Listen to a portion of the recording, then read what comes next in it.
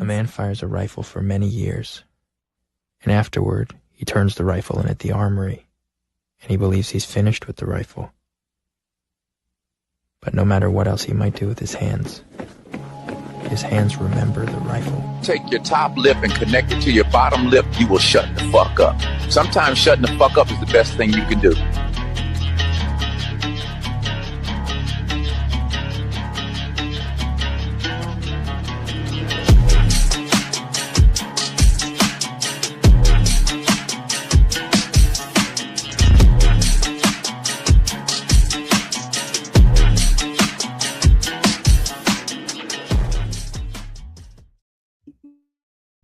All right. Well, welcome everybody. It's Thursday. It's 7 o'clock, and this is the Triple Threat Vet Podcast.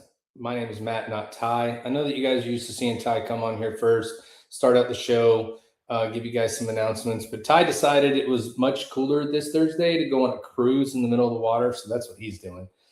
So you just have me and Al today. You're welcome. Congratulations. Again, thank you everybody for joining. Really appreciate you being here. It's not going to be as fancy as it normally is, but we got a great story for you today. We can't wait to talk to our guest. And with that, I'm going to bring it to the hero. So it's rare, Matt, that Ty's not on, and I get to. I wasn't on last week, but that doesn't matter. No, I'm talking shit now. Fuck Ty. You know, he had to do family shit and go on a cruise and be fancy. Fuck that guy. He no-showed the show. Fuck that guy. But let's get into my rant for the day, because I really have a fond hatred for bicyclists. Bicyclists like Custodio, people like that who you can't hear me? Oh, I can hear you. Okay.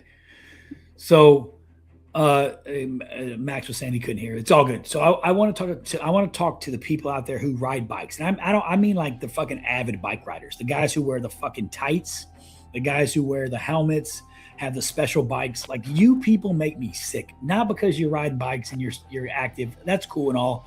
But how about you fucking use some fucking brain power and use the damn bike lane? Like, that would be awesome. Like, there's bike lanes all over America now. Use the bike lane. Get your Speedo wearing ass in the bike lane. Pedal as fast as you want. Stop weaving in and out of traffic, causing me to have to fucking pay attention when I'm driving. I'm not trying to do any of that. I'm just trying to be out there coasting. And here you are in your little tight ass britches and your fucking goofy helmets and your fucking weird fucking shoes on, bicycling. To all the bicyclists out there, do your thing. It's cool. You're staying healthy. I appreciate that. But get your punk ass in the bike lane. Makes me sick, Matt. Makes me definitely ill. When I see it, I'm like, in fact, my April called me the day where she was like, "You're not going to believe what I seen. I seen a bunch of old people, like a gang, motorcycle gang on electric bikes, and they were fucking pedaling everywhere." So we left, so they're riding the trail. She's like, they crossed the street. She's like, and the crazy thing was, I was like, yeah, whatever. Well, we left the house, and on the way back, they were coming back from their journey, and no lie, they had one, you know, those like the bike that hooks to your bike, and it carries, like, you put your kids in it and shit. Oh yeah, like a bike stroller. Yeah, bro, they had a bike stroller with fucking this old ass lady in it. Like, somebody put Meemaw in the fucking bike, the fucking kid stroller. Is that and we're toting Meemaw around on the bike ride, bro. It's like somebody's Sunday school class out there bike riding.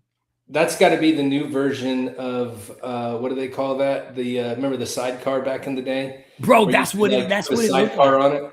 Yeah, but this time it's taking up the rear. I don't know if you want to be there with them bikers and shorts is tight. If they let one go, dude, it's going through that shit. Hey, these old folks had money because everybody was on one of those nice ass electric bikes that you don't really have to pedal.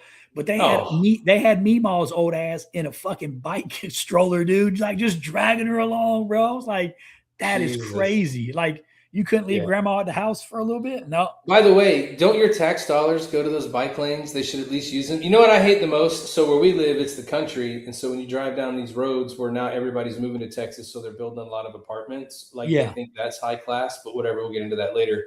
So you're driving down the road, 2 lanes. There's a definite median. That's another lane, right? Yeah. The bicycle guy decides, I'm going to ride in the regular lane. And we're on a busy 2-lane country road. Speed limit 65. This motherfucker in a bike. So the rule should be, if you're on a bike and at 65, your ass better be pedaling hard. You better be 65 in it, bro.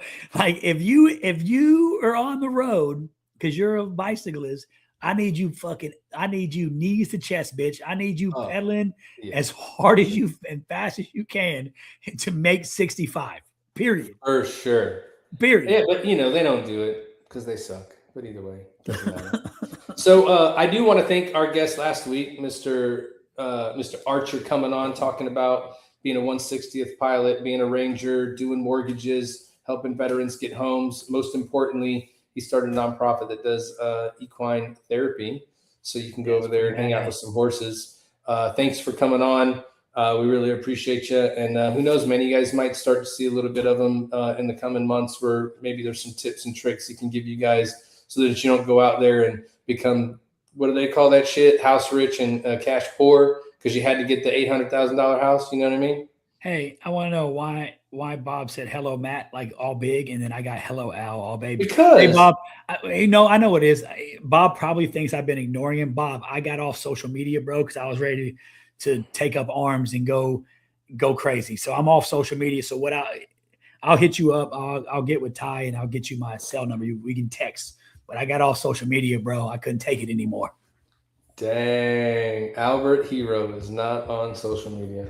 No, bro, I'm tired. All right, now it's time to go put all those stories out there that are true that you didn't want them to see and fucking yell at you about. Do it now. Yeah, do it now. Now's your opportunity. If you got incriminating photos of the hero, now's the time to post them. Please share them with me because I like them. Let's do it. You ain't even on social media. They ain't gonna see them. Text them. But y'all can tag me. Tag me. Yeah. I'll make sure he don't see them, and I'll make sure I keep them for later. Tag Matthew.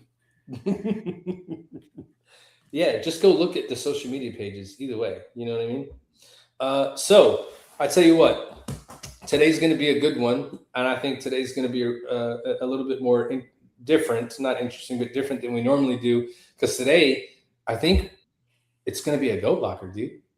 Yeah, bro, it's what it is. 100%. It's the fucking Chiefs. No offense, Ty, we love you and shit, but when you're here and it's a whole bunch of Chiefs and you, it's not a goat locker. It is today, though. But I hope you're having fun with them free drink packages on the Caribbean, Carnival, Norwegian, whatever cruise line you took. Also, Matt, he can't dispute us. Me and Matt were air assault technically because we went through ropes course too. Yeah. I get so bad when I say that. I always fuck with him like, bro, I'm air assault just like you. He's like, no, you're fucking not. It's different. I'm like, I went through rope. I went through basic. Do they do that with the Marine Corps? Yeah. You go through that's what I did it with Marine Corps has a master ropes course.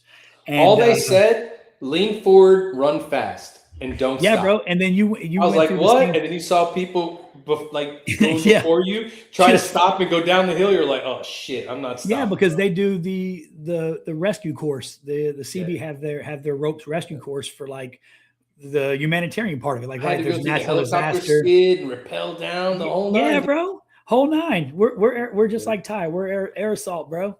We're air assault. Yeah. See, Bob gave me the big. Bob said, "Please." No, Bob gave me capital letters because last week he said hi to you and even said hi to Ty. And guess who wasn't here? You. I was like, damn, you're saying hi. They ain't even here. Did we ruck 12 miles in 3 hours with 50 pounds rucks? No, because we're smarter than that. That's why we joined the Navy, Bob. We don't do that gay shit. We're not doing no stuff. We do what smart people do. We get in a vehicle with we drive our shit around. Drive 12 miles in 20 minutes. You know what I mean? Yeah, I bro. walk. We don't dig fighting holes. We have a guy come out with a fucking excavator and a front end loader and dig that shit for us, bro. We don't fucking. Hey, what's up, Carlos? Carlos Calzada in the house. Hey, Calzada, tell us, how'd you do with the San Antonio cook-off? Drop it into the he chat. did. Well, I'll tell you one thing he did. I want to see him tell me. Well, I don't know if I don't know if it was San Antonio, but he did fucking well on brisket on one of the barbecues he just did. He fucking killed it. Hell yeah. Well, I'll tell you what, while we're waiting for him to jump that in, I think we should go ahead and introduce our guest and get started. What do you think? Let's go, bro. Yeah, so for everybody that's watching, you're welcome. This is going to be a good one for you. We have the privilege today to talk to a Master Chief Petty Officer in the Navy, active still, out there leading sailors and molding young minds. Has been a recruiter. He's now a command master chief and just an all-around great leader. I'm gonna let him tell you his story because nobody tells their story quite like the individual that grew up with the story. But what we would like to do now, without further ado, is welcome to the stage Mr. Damon Maxile. Hello. Can you hear us, bro? No. He can't hear us. He can't hear us. Oh, so that was true. He couldn't hear. Oh, I'm gonna tell him to come out and come back in. Yeah. I can hear you talk. Say hello. He can't hear us. I can hear you.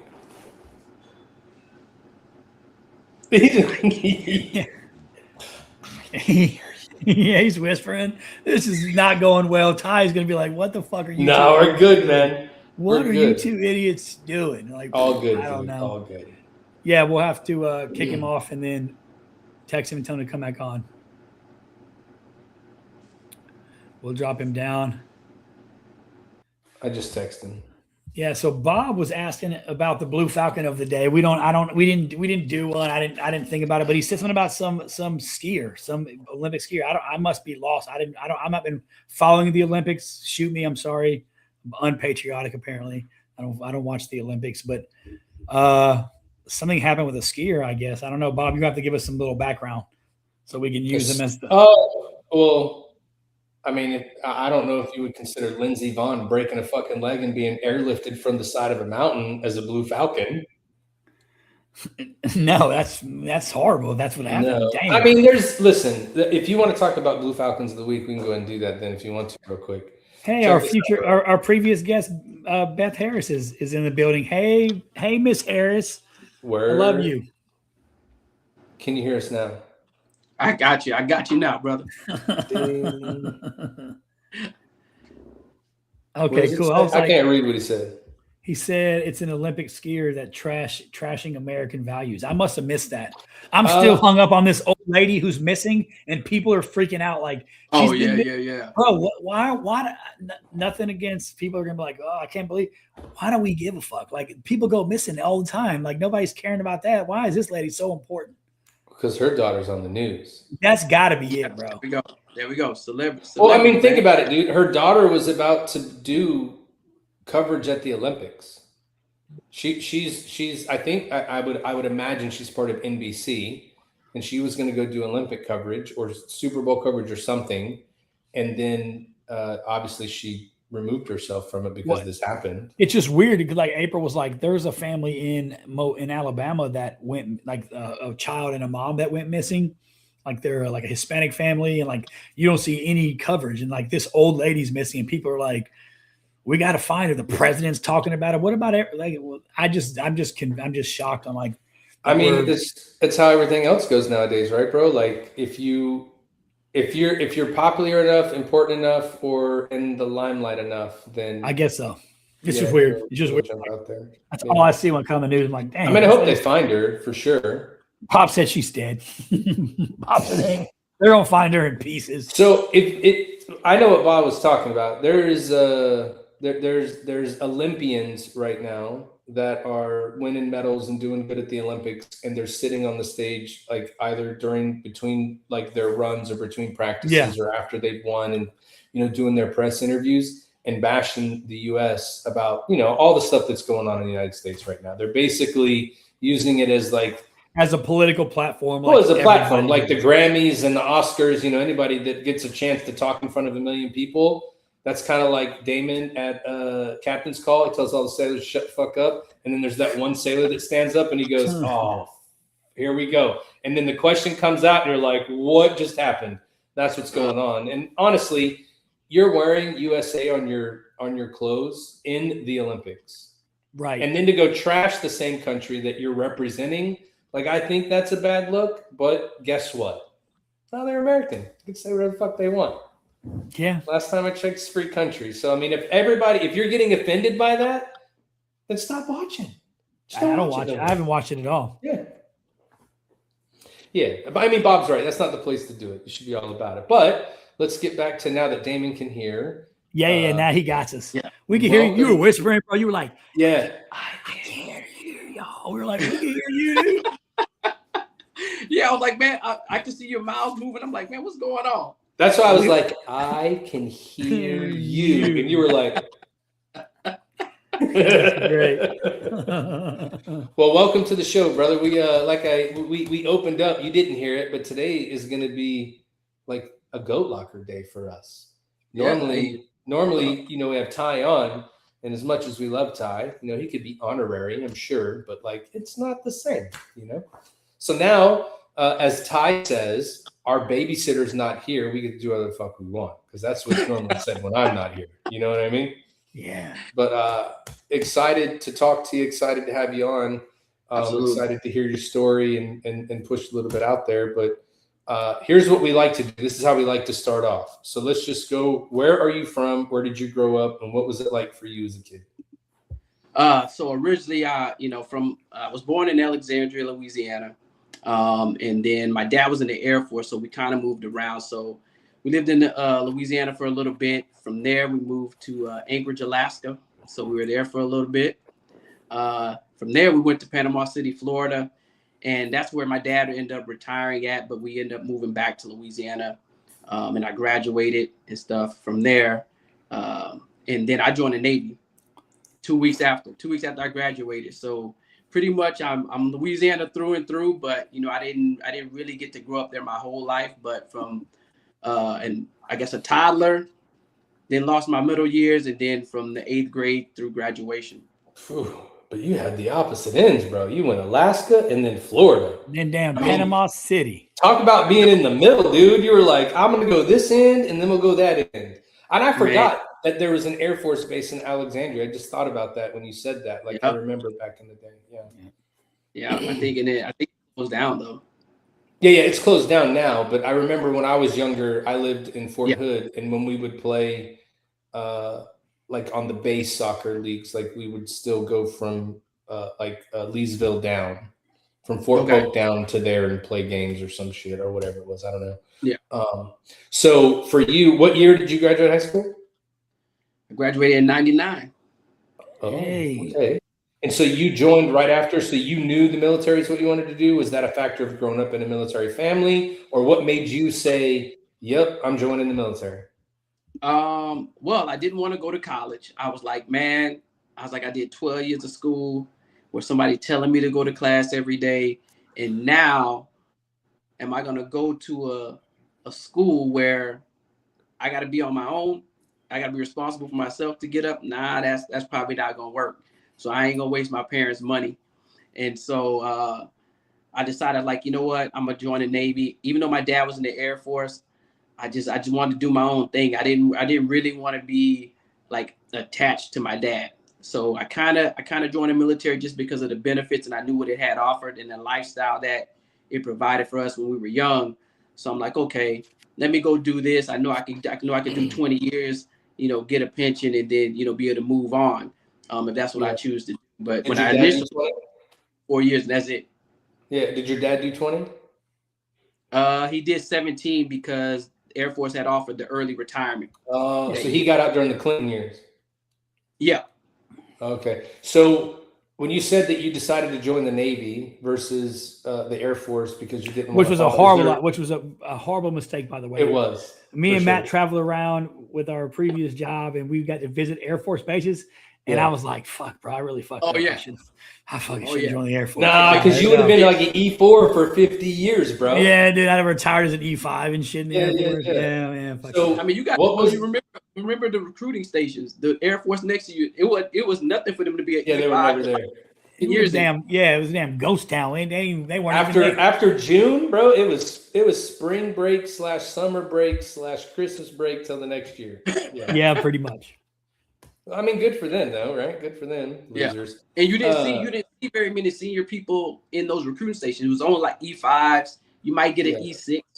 Yeah, you're right. Because my A school was a combined joint A school with the Air Force and the Navy for the construction mechanic side, and all of the Air Force instructors, like the Navy had like chiefs and senior chiefs and E6s and first classes and shit as instructors. Air Force was like, they were like straight all E5s, and they had all That's been what in I'm for saying. like years. You would have been part of the E5 Mafia for life. Yeah, You know what I mean? and that's good. Would've been Looking great. back, bro. Looking back, I'm sure Max will tell you. Looking back, bro, E5 Mafia. That was the. I good mean, life, that's man. the best rank in the military. If you E4, don't wanna do E5 shit, was awesome. but if you want to get paid, of course you want to advance. So Yeah, was there a reason that you didn't want to follow in your dad's footsteps for the Air Force? Other than, I mean, I know you said that you didn't want to go that route because of that, or is there a specific reason? No, I think it's just me. I think I've always, even growing up, I always wanted. I wasn't really the type of person to really follow the crowd, so to speak.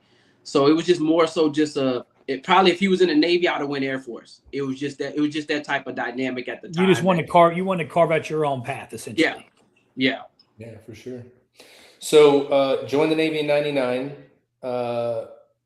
Obviously went to Great Mistakes. What was the rating that you joined as? So I actually joined undesignated. Yeah. Now, hold on though. I got you.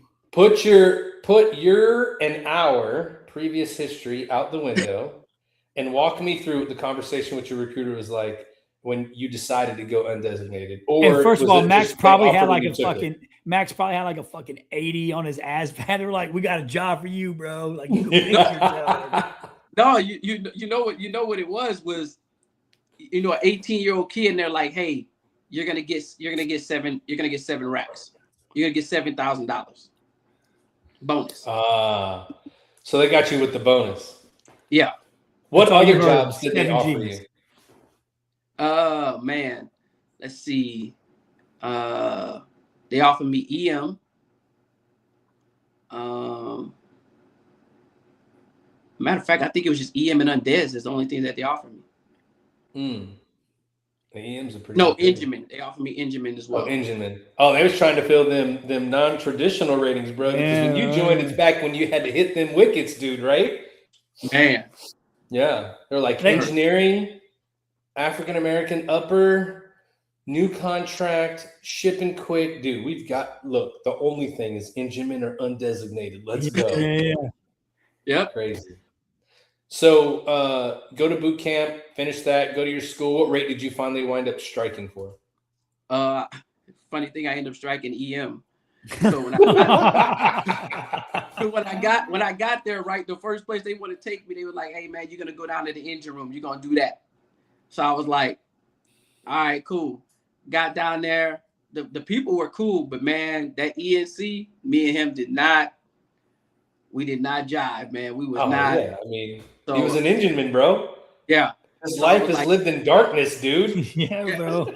So the crazy thing is him and EMC, they didn't like each other. They butt heads all the time, right? Because it was a mine sweep, my first ship. So the MPA on the ship was the ENC. So, the MPA is basically running the whole engineering department. And EMC is like, nah, I'm running my division. You can, you ain't gonna tell me what to do. We both chiefs type of deal. So one day I was leaving work and EMC was walking to his car. He's like, "Hey," he's like, "You want to be an EM? You want to be an electrician?" I was like, "Chief, man." I was like, "I don't think Chief Harris gonna go for that." He's like, "I don't worry about him. Do you want to be an EM?" And I was like, "Sure." He's like, "All right." He said, "Tomorrow," he's like, "you're going to muster with the EMs." So I went muster with the EMs. Here comes Chief Harris. They get into a big shouting match. So fast forwarding, man, it was time to take the test. And I told Chief Harris, I said, "Hey, I'm taking the test for EM." And he's like, "What?" Did you break his heart? Yeah, I said, "I'm taking it for EM." I took it. That's so funny. EM, and that was it, man. I was like, "Man, I got to get out this engine room. It's too hot down here." Yeah, bro. Okay, so here's like the depths of hell. For sure. All right, so Damon, 100% honest question. Yeah. And full disclosure, I really want to know what it's like. What was life like on a ship? Because me and Al don't even know how to spell that. No.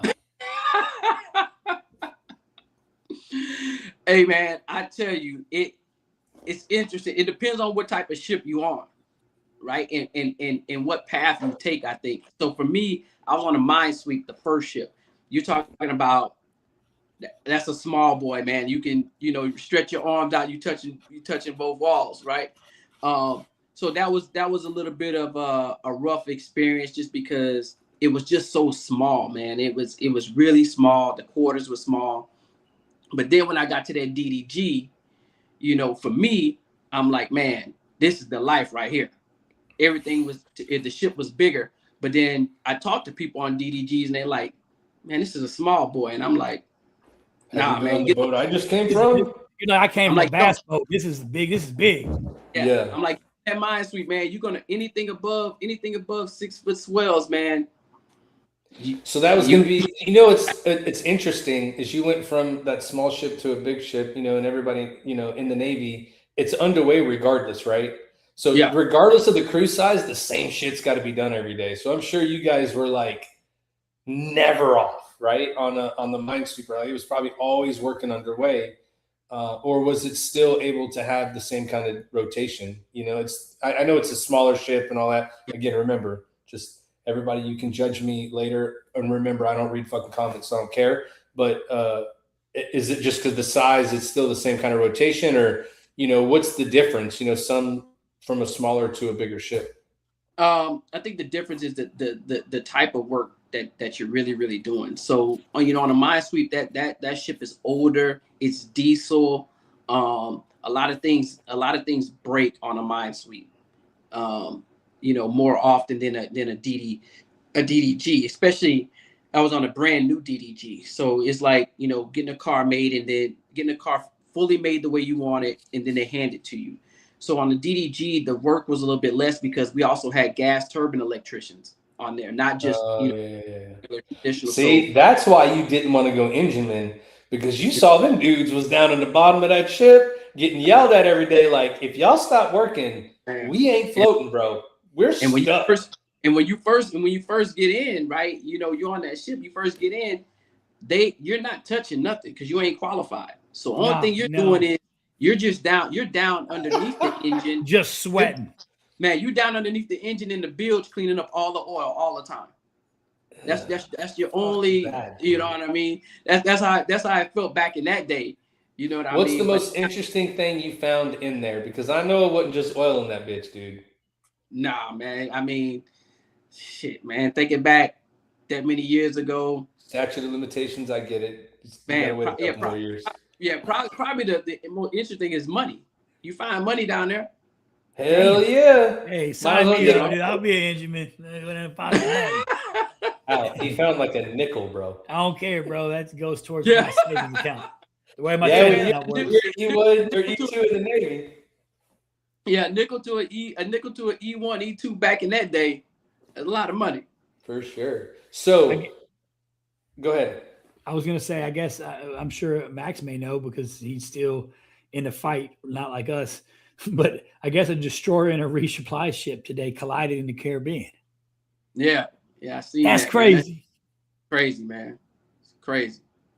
Shit. Somebody got fired. Somebody's getting fired tomorrow. Dude. He probably knew he was already getting fired. He's like, fuck it. I'll say something. Somebody go answer the bell. Hey, the CMC, the XO, the skipper, everybody going tomorrow, bro. Hey, they all be looking for new jobs. And it all happened because the E3 fell asleep on watch. You know what I mean? Yeah, that's the part right there. You know, man. That's how it works. So I know we got off on a tangent, but yes, go ahead, Matt. Go ahead. Yeah, how many years did you do active duty? Because you got out, didn't you? Yeah, so I did 11 years. Why'd you get out at 11 years? Yeah, bro. What happened? You said why? Yeah. Yeah, why? I tell you why. So when I went, when I left the minesweep and I said I was getting out of the Navy. Like I had a bad experience on that ship. I wanted to get out the Navy, and there was a new ENC that had came on board. Ian, actually, he didn't even come on board. He had just made chief. He was an EN1 on there. He kind of took me under his wing when he was an EN1, and just kind of like kept me on the straight and narrow. He was the one that sit me down and actually make me sign up for TSP and like make me do all these things I didn't want to do. Make me stay after work to get quals and all this other stuff. And so he made chief. he took over as the MPA on the ship. Cool guy. Me being a young sailor, you know, not doing the right thing all the time. He kind of took me on his wing, and he would invite me over to his house. Him and his wife Tammy, they invite me over, like, hey, you know, come over for dinner or whatever the case may be. Just kind of really took care of me. So I told him, I said, hey, I'm getting out of the Navy. This is what I'm gonna do. Now, back in that day, you know, Chiefs had a lot of pull, man. Chiefs had a lot of pull back in that day. So he said, nah, you're not getting out. I was like, yes, I'm getting out. So, man, I kid you not, about 2 weeks later, the career counselor come down and like, hey, here's your orders. And I was like, what orders? They're like, yeah, you got orders. I'm like, where am I going? He's like, they're like, you're going to the Pinckney. DDG 91 is a pre-com. And I'm like, I didn't sign up for the orders. So he come down, he was like, hey, I'm going to the Pinckney. I'm taking you with me. And I'm like, no, Chief, I'm getting out. He's like, man, come on, one more tour. You know, I'm gonna take care of you, blah, blah, blah. So I went to the ship with him. And man, he took care of me. And at that time, because of the rotation for an engineer, at my 2-year mark, the detailer was already like, hey, you know, you got 1 more year left. But you're up to rotate to shore duty. What do you want to do? So I said, hey, I want to go where my family's at. I said, I got a bunch of family in Houston. He said, okay. He goes, we just opened it up for third classes to go recruiting. You want to go recruiting? I said, yep, sign me up. So I went with the intentions, okay, I'm going to go recruiting. I'm going to get out. I'll be right there with family, get a job, the whole 9 yards. And then, so then I went recruiting, made second class. And then, I don't know if you guys know Jimmy Swain. Yep. Okay. So Jimmy Swain stepped in. He was at my rank, as an NC1. And he was like, look, man, he was like, because I could write contracts. Writing contracts wasn't even a thing. You know, had one recruiter a year, all that stuff. And so he said, hey, do you want to stay to be a recruiter? And I was like, I'm not sure yet. So then I ended up getting mapped. So I made second off the exam, got mapped to first, and then they made me a rank. Went to Deer Park. Deer Park was struggling. Went to Deer Park, did well there, won Station of the Year, all that. So at that point, now I'm like, okay, this is what I want to do. Well, at that time, for CRFs, if you didn't have a pin, remember that's when the ESWAS was a big deal. Oh, so yeah. The CR, Alice Irvin, she was like, hey, she goes, we can convert you. She goes, but you're never gonna make chief. And I said, okay. I said, all right, cool. I said, let me go back. She said, go back to the ship, get your pin, send me your package. She was like, do it within the next 12 months. I'm like, all right, cool. Got to the ship. We was in pre-con phase. The ship wasn't built yet. And I sat down with the chain of command, skipper, you know, CO, everybody. And I said, hey, I'm only here to get my pin. And they were looking at me like, what? I was like, yeah, I'm here to get my pin. I was like, I'm going back recruiting. They were like, all right, cool. You know, if that's your goal, you know, wrote everything down. So boom, I get my pin, right? So now I send the chit up to drop my package. Well, so when it was pre-com, when the orders picked up, there was already a EM1 going, right? So when I got orders as an EM2. So when I got there, I was an EM1. So now you got 2 EM1s. So what they did was they sent us both to a critical NEC school. So he ended up leaving. They was like, okay, well, you're going to be here. He's leaving because we only need one. He's going to go to another pre-com. Said, all right, cool. Make a long story short, man. So when the skipper get my chit, he called me up to the stateroom. He's like, nah, man, you hold a critical NEC to the boat. I ain't letting you go. So I was like, huh? Damn. Yeah. So now like I'm hot, man. I'm hot. So like about 6 months later, they came out with that message about the early out. They was offering early out. So I said, all right. So what was her name? NCC Para. Lizette. No, Thornton. Lizette Thornton. Yeah, I know Thornton. She was the ECM at the time, and then when I was in Houston, she was in my division, and so she knew me. So I had hit her up, and I was like, "Hey, you still in recruiting? You know, blah blah blah. This is what I'm trying to do. I'm trying to go back." And she was like, "Oh, she's like, funny you call me." She's like, "I'm the ECM." So I'm like, "Oh, really?" And so she was like, "Yeah." She's like, "Where you want to go?" I said, "Hey, send me back to Louisiana." She was like, "All right, cool." She's like, "This is what I want you to do." She said, "As soon as you get out," she said, "just send me your package." She said, "Matter of fact, send it to me the day, like the week before you get out. As soon as you come off active duty, boom, I'm gonna put you right back in. I'm gonna put you right back in as a can rep." And I'm like, "Really?" So we did that. And then you guys remember. So real quick, for everybody that doesn't know, if you serve on active duty in the Navy and you get out, you go into the reserves and you can come back to be on active duty as a reservist in a canvasser recruiter program, which is how a lot of reserve recruiters started. Yeah. Now they're all combined, but you came in when it was still separate, right? You had reserve recruiting and then you had active. It wasn't combined yet. When I first came in. Yeah. No, when you came back in.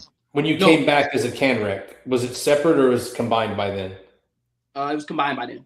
Oh, so the hostile takeover had already happened. Got it. Yeah. It was combined by then. So then I had what's her name? Concepcion, right? So I knew Concepcion from Houston because she was an NC2 when I had met her while I was there. Now fast forward, and we hadn't talked in years. Here it is. She's a chief. She's running that division, right? Lafayette. So she hit me up. She remembered me from Houston. She was like, "Dang," she's like, "You was second class long time. We caught up, blah, blah, blah." She was like, "Hey," she's like, I want you to come to my division." I'm like, "All right, cool, bet, whatever. I just need to getting back to do what I do," right? So I get down there. I get to New Orleans. Matter of fact, I had to check in first. So hold on, Max. So you weren't out very long. Like you literally got out and came right back to fucking. I was out about 90 days. Okay, so let's first let everybody know how good it is back then, number one. And number two, it's always good to know somebody because there's a lot of people that are like, "I'm gonna go back in," and they're like, "No, you're not." They got shafted, dude. But I think it worked for you because as soon as she heard you go, "Send me to Louisiana," she went, "New Orleans? Oh yeah, we're in. Good to go." Nobody wants to go there. Of course you can go to New Orleans. Yeah. So right place at the right time, right? Yeah, exactly. Yeah. So then I did that, and then so I had to do that one drill, right, to be legit. Did the one drill, and while I was down there, then she called me. She was like, "Hey," she was like, "CR wants to see you." So I'm like, "All right, cool."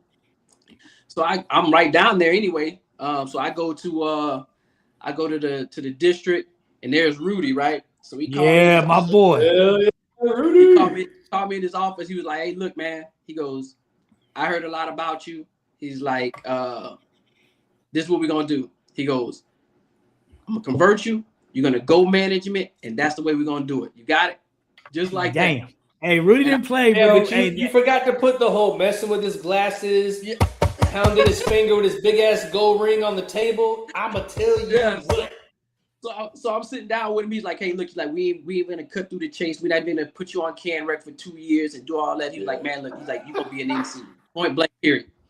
So man, I'm in the schoolhouse. I'm in the schoolhouse in Norwood, right? Because they sent me again for some reason. Oh, because you were can rec. So your first recruiting school didn't matter, you know? Right. Yeah. So they sent me back. They sent me back. I'm bored as hell because I'm listening. You didn't have a good trainer. That's why. It's all the same. Man, I had Alton, man. No, district trainer. That's the problem. That's the problem. No. In New Orleans, in New Orleans, you didn't have a good command trainer. Otherwise, you would have never gone back to Norwood. Oh, well. Because you shouldn't have gone. You had the NEC already, dude. I know. Anyway. I know. Okay, we'll spend the money and put you on vacation with Jerry. Pretty much. They were like, anyway, yeah. So I get back there, right? So I'm thinking, okay, this is gonna be a process, do my package, all this other stuff. I'm in Norwood, like, man, it had to be day 5, something like that.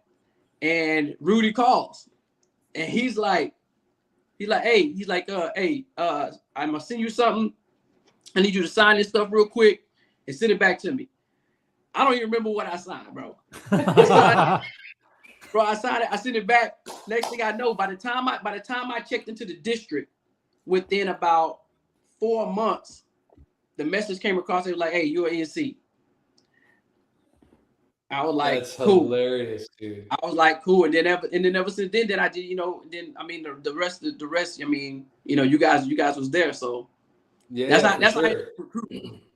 Hey, bro, real quick, Rudy. That's how he was, man. I had orders.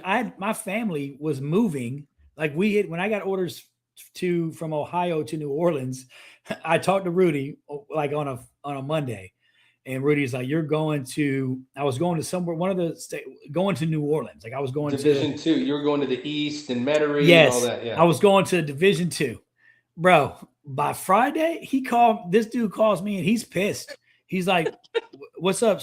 He was like, "What's up, Chief?" I'm like, "Hey, what's going on, Master Chief?" I was like, "What you need?" He's like, I need to know why the fuck you got your household goods coming to Louisiana. I hear you gonna be in housing on Bell Chase. He's like, I told you to be flexible, shit, mate. I'm like, I'm real flexible. What are you talking about? He's like, you ain't going to New Orleans.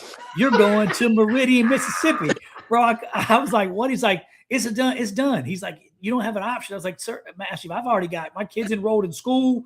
My household goods are on the way. Like I'm in housing. I'm living in Bell Chase. He's like, no, you're not. So he's like, talk to your wife. You call me back on Monday. We'll get all this figured out. I was like, what the fuck? I went to my wife, bro. Basically, I said, call your wife, break the news, and then call me back so I can tell you what you need to go do on Tuesday. Matt knows my wife. I went to my wife and said, hey, we're going to Meridian. Yeah. She was like, where the fuck is that? I was like, somewhere in Mississippi. Bro, we trying to find it on the map. Hey, you remember driving to Meridian, bro, when you would go to the Chiefs training or you'd go like to the production meetings? Yeah. The first time I drove to Meridian, I'm like, dude, you're driving to Meridian. First off, you get to actual Meridian. Yeah, Becky's right. We are lucky to Becky nailed it. We're lucky to be alive. Oh, so I'm lucky to be alive.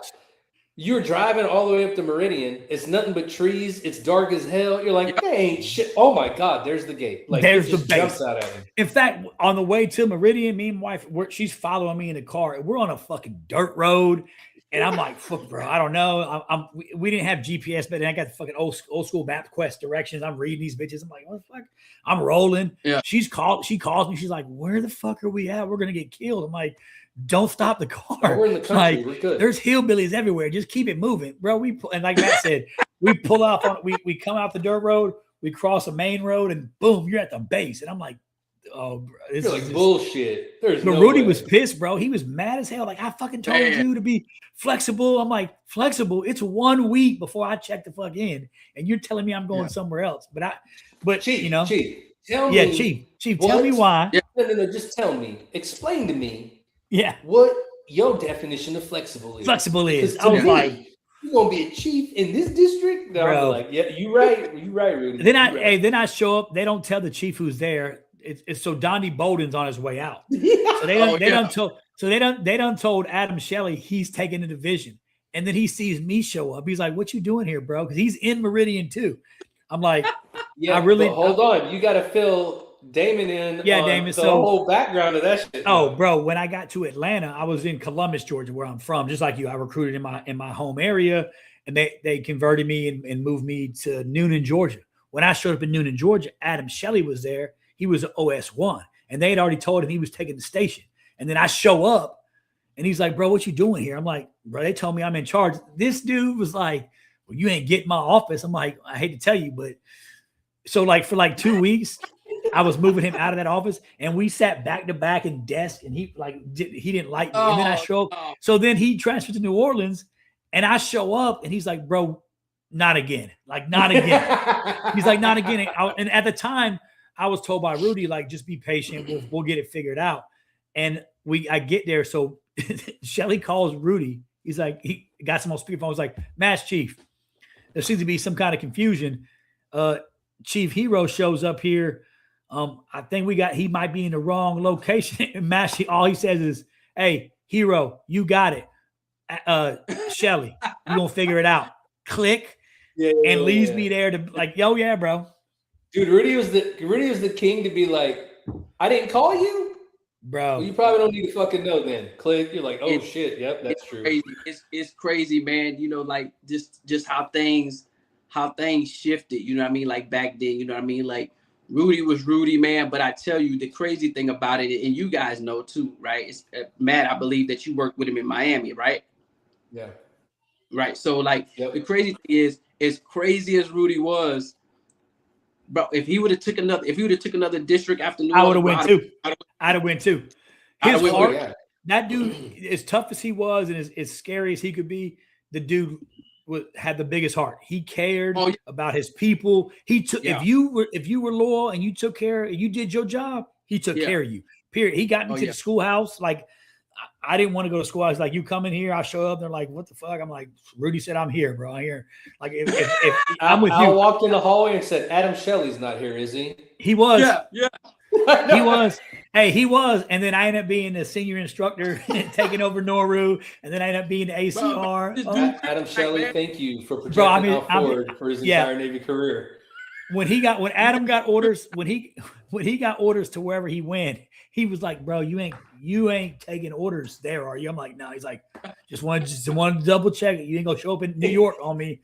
Like, and I lose my job again. I'm like, bro, don't be like that. But no, I'm with you, Max. If Rudy would have stayed in the game and said he was leaving Noru and going to a district, I'd have been. I don't care where it was. I'd have been game on. Like I'm going. Matt would have been the same way. We would have went because Rudy was just that much of a leader. Well, but here's the thing: when you worked for Rudy is in that mold, man. Christian Stover's in the same mold. Like all those guys. Like if you mess up and you do something wrong, the thunder's coming, right? For real. Like there is no, I'm not taking care of you. You're not going to get another chance. I don't care how much I like you. You did something wrong. You're about to take this ass whooping. But if they tried to come at you with some crazy stuff and they knew it wasn't, they always had your back. So with Rudy, you knew what it was. Do your job, get it done the right way, and you'll be fine. However, that doesn't preclude you from a whole bunch of ass chewings. Because I drove the district. Rudy expected excellence in fucking everything. And it didn't matter. No. If you only messed up once, you got that ass chewing like you messed up every day. And that's what I respected about it. I showed Matt one time. Matt was in his office. I showed him a district. I drove all the way to district to write myself up. Like literally drove the district. Matt's like, what'd you do here, bro? I was like, Rudy wants to see me. He's like, yeah, you're fucked. I show up, I go in there, I sit with Carletta. Y'all remember Carletta? Yeah. I'm in Carletta. I'm eating Starburst in Carletta's office. Rudy's in his little office. He brings me in, makes me read his plaques on the wall. Like, you got one of those? You've been CR of the nation. You've been this. He gonna open up that binder with that 5.0 eval in there too. Bro, you got one of these. Is this what your eval say? You got one of these. And then he was like, I need you to go out there with Carletta. I couldn't even sit in his office. He's like, you go out there with Carletta. You write yourself a counseling shit. You bring it back into me. I'm out there writing about I'm horrible. I'm the worst person on the planet. Like I wrote a count. He didn't even read it. He just signed it. It was like, it's going in your permanent record. It probably never did. No, it didn't. But you know what was crazy about Carletta back then?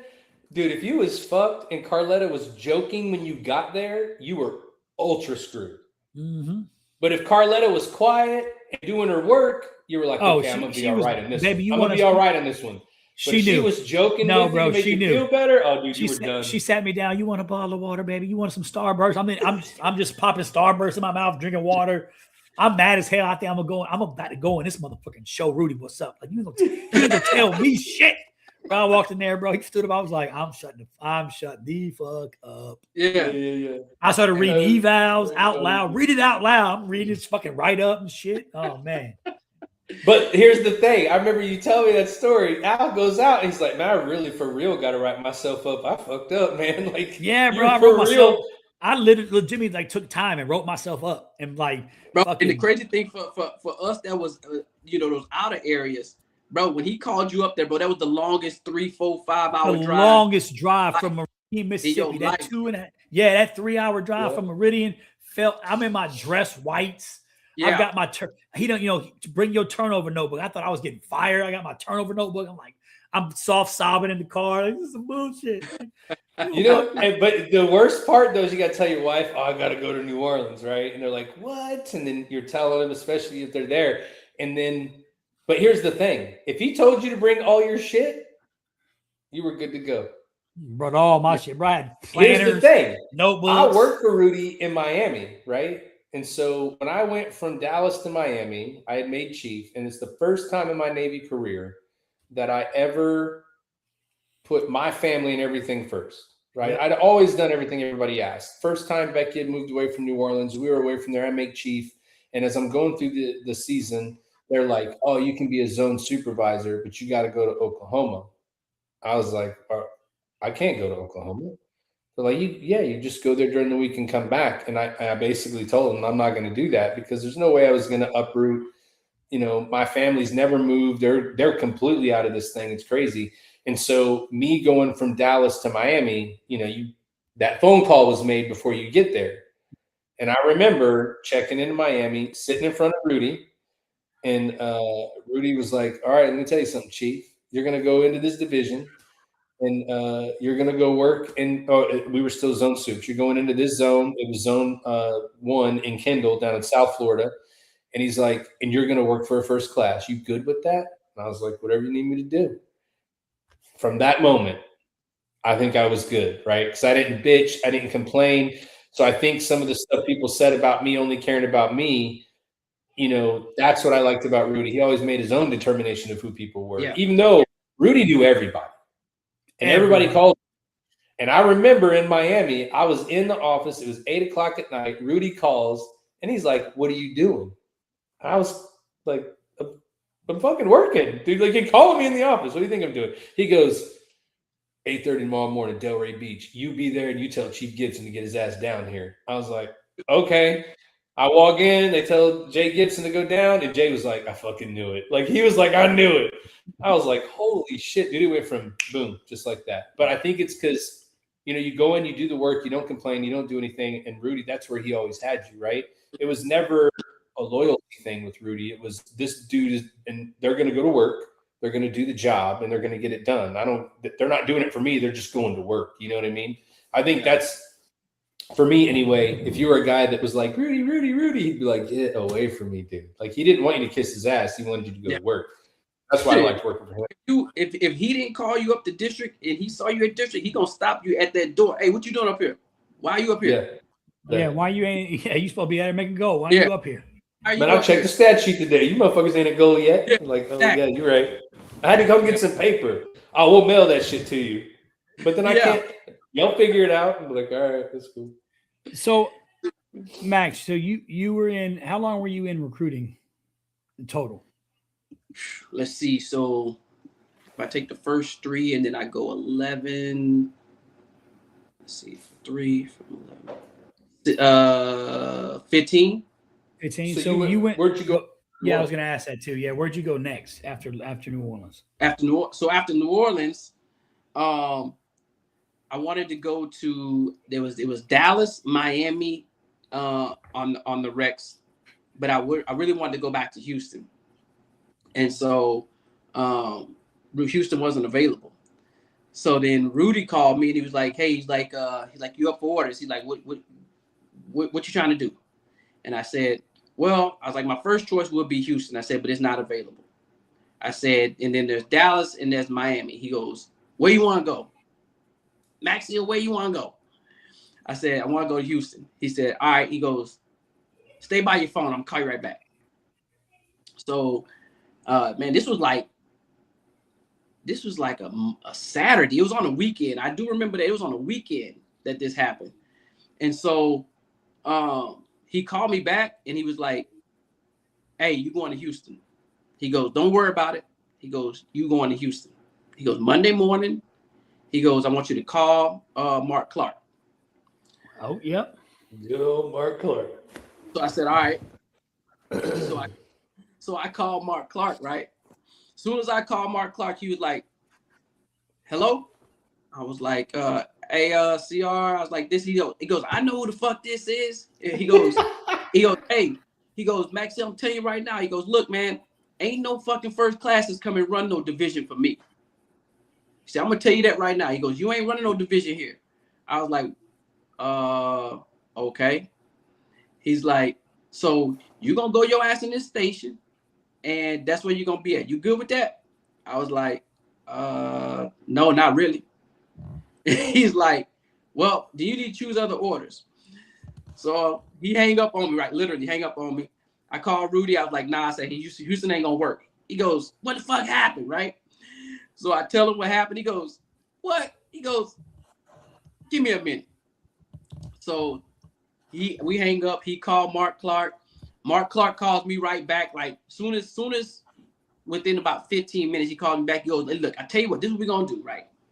He goes, you transit in here right before the results come out.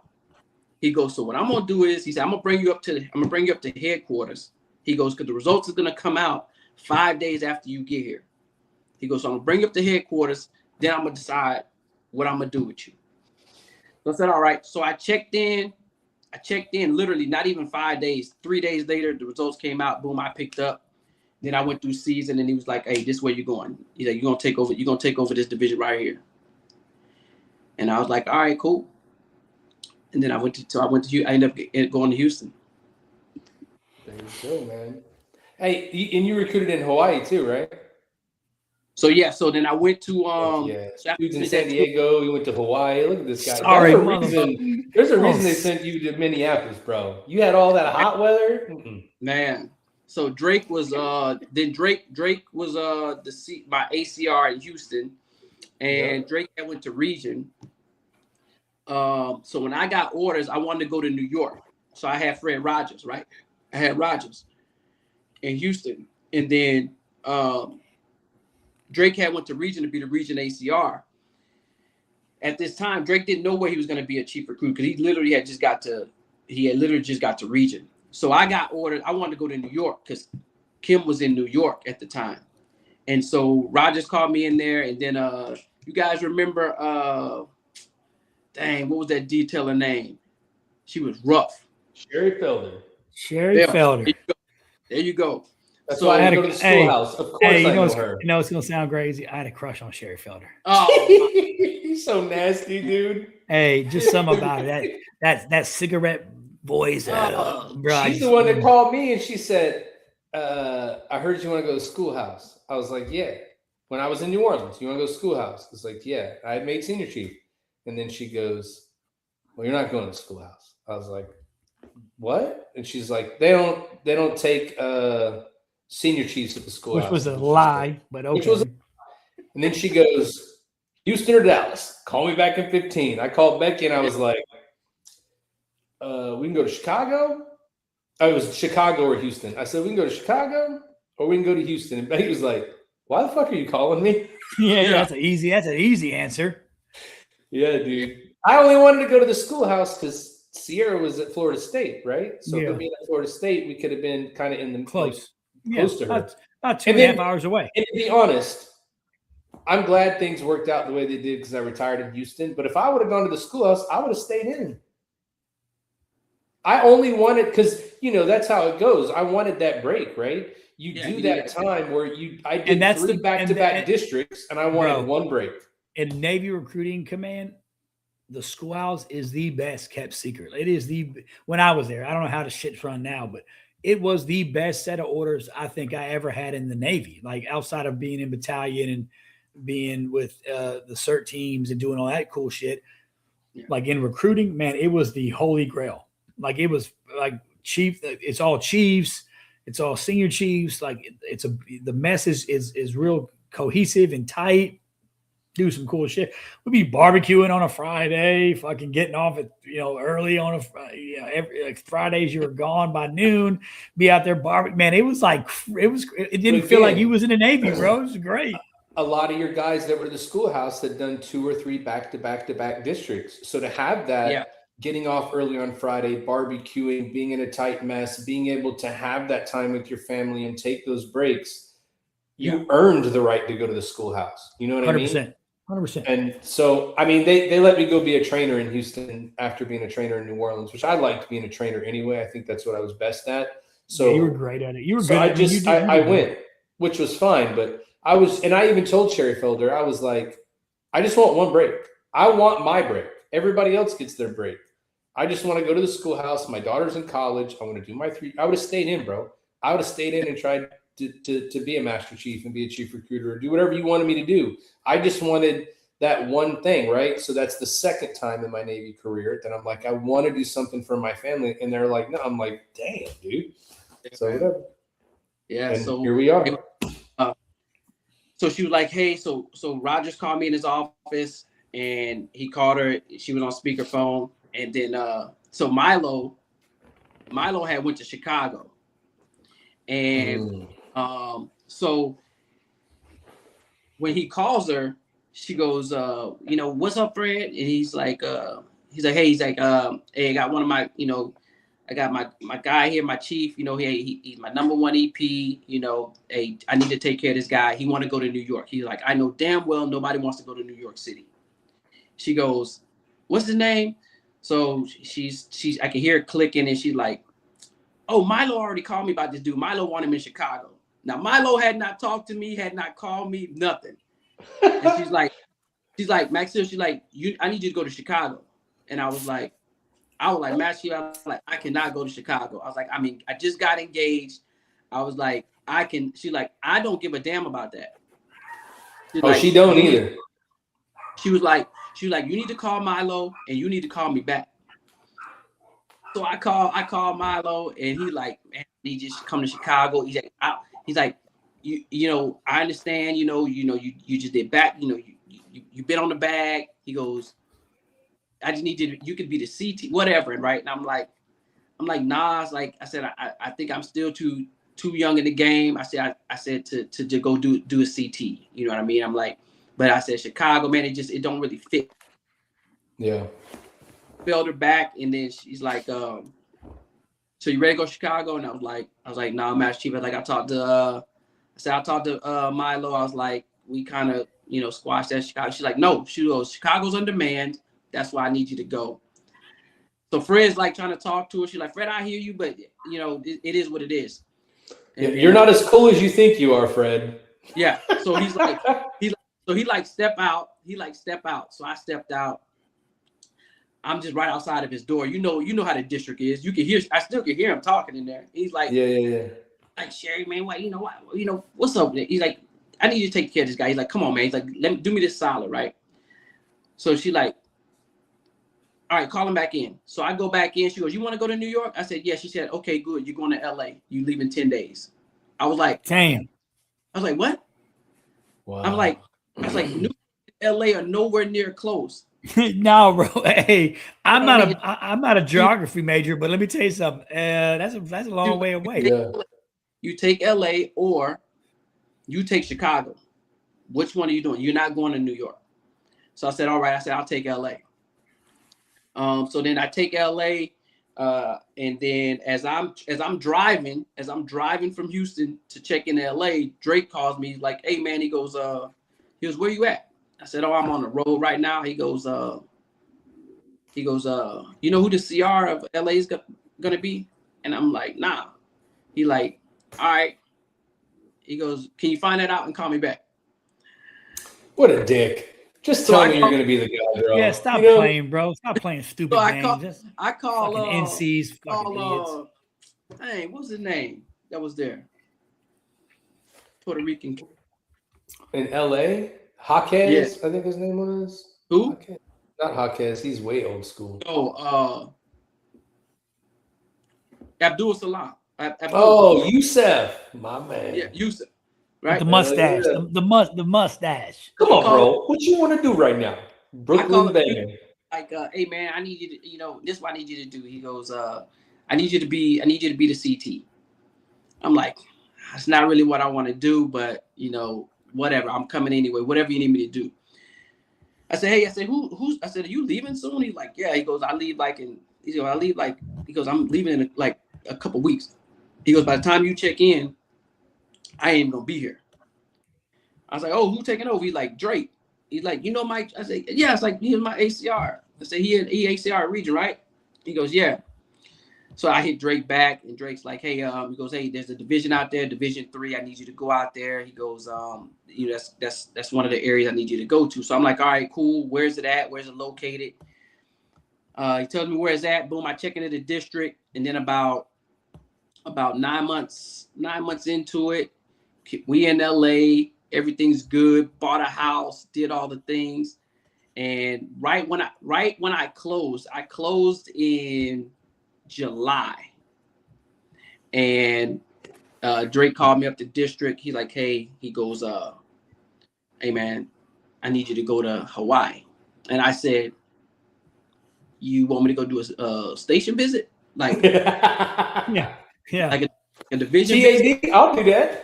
And so he's like, he goes, nah. He goes, I need you to go over to Hawaii. I said, Mike, man, I just bought a house, bro. I said, if I gotta go home and tell my wife, I said, even though she's from there, I said, if I gotta go home and tell my wife that I'm finished, we are about to sell this house that we just closed on 60 days ago.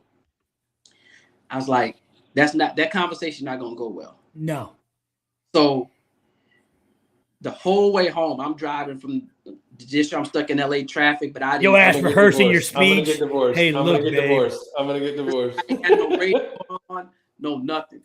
So soon as I got home, I'm like, did my routine, took a shower, did all the stuff. We sit down eating dinner, and I'm like, hey man, I said, what you think about Hawaii? She was like, what you mean? She goes, I live there. She goes, what do you mean what I think about it? She's like, it's nice weather and all this stuff. I said, oh, okay. I said, what do you think about taking orders there? She's like, no. She's like, damn. She goes, Kim was like, absolutely not. Yeah, we just bought this house. She goes, that's not happening. And I'm like, all right. Didn't sweat it. Went back to Drake, and I'm like, hey man, yeah, this is gonna be a no-go. This was gonna be a no-go, man. So he let it die down. He let it die down for about 2 weeks. And then he was like, hey man, I really need you to take these orders.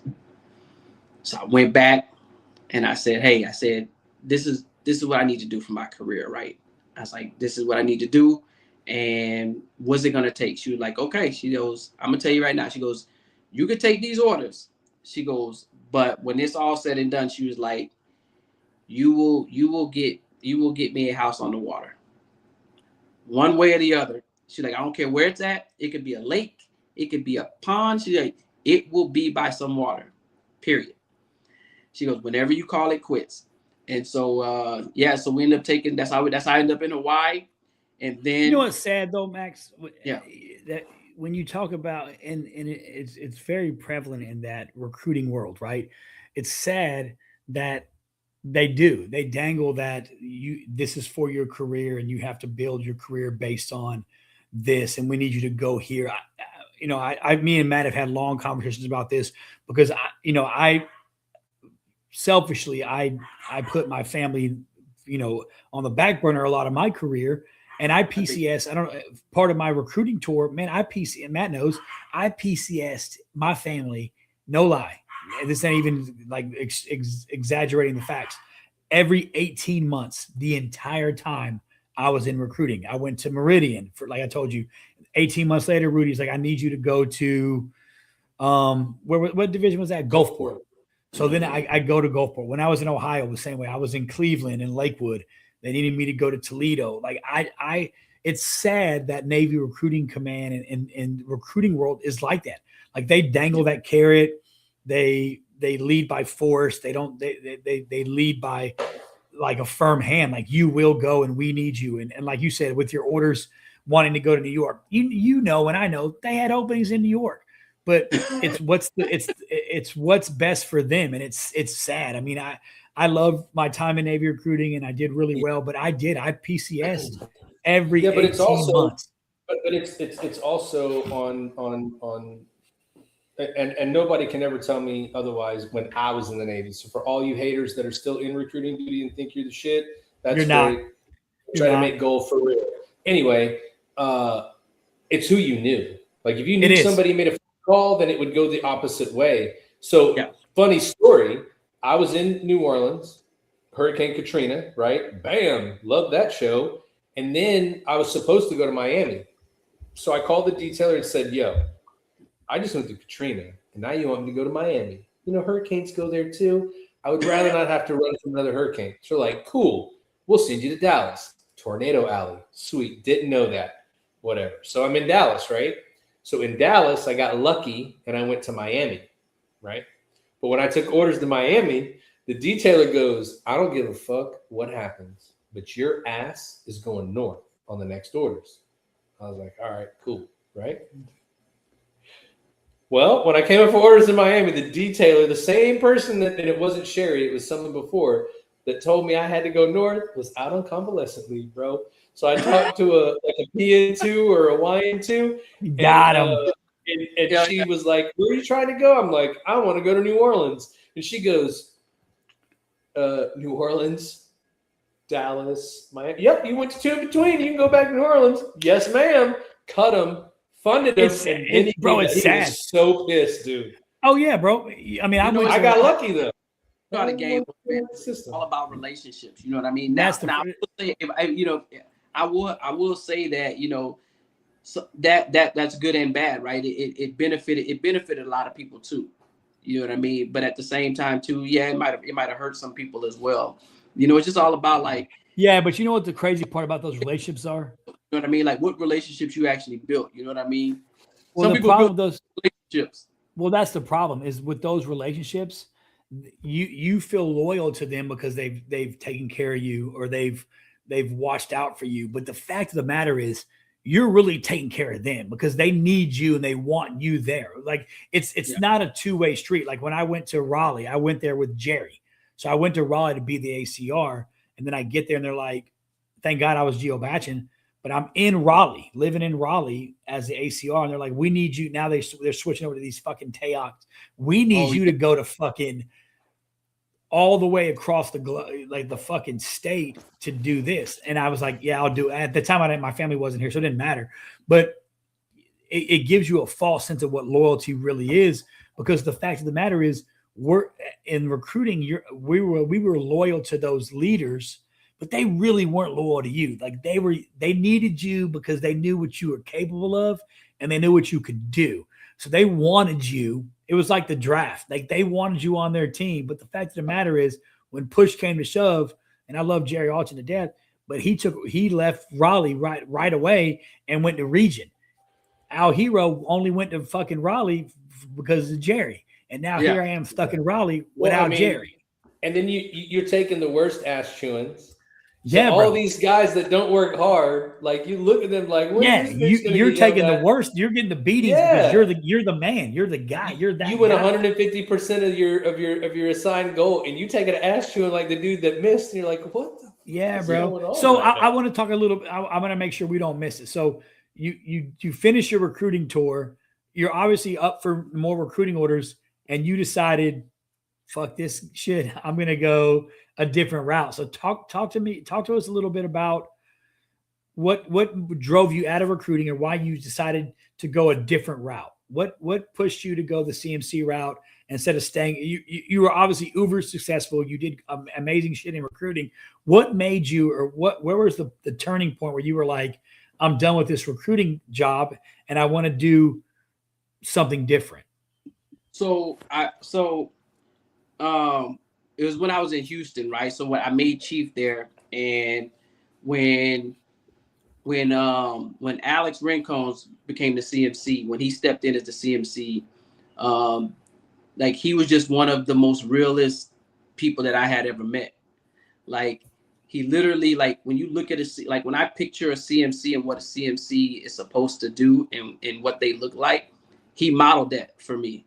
And so one day we were passing in the hallway, and he was just like, "Hey," he goes, I think it was at a production meeting, and he was joking with me. He's like, "You know what?" He goes, "Man, he's like, you're gonna be a CMC one day." And I'm like, "Nah, man." I said, "I'm gonna be a chief recruiter." He's like, "No." He goes, "I'm telling you." He goes, "I know what they look like." He goes, "I've seen many chiefs." He goes, "I'm telling you, you're gonna be a CMC." And I'm like, "No, that's not for me.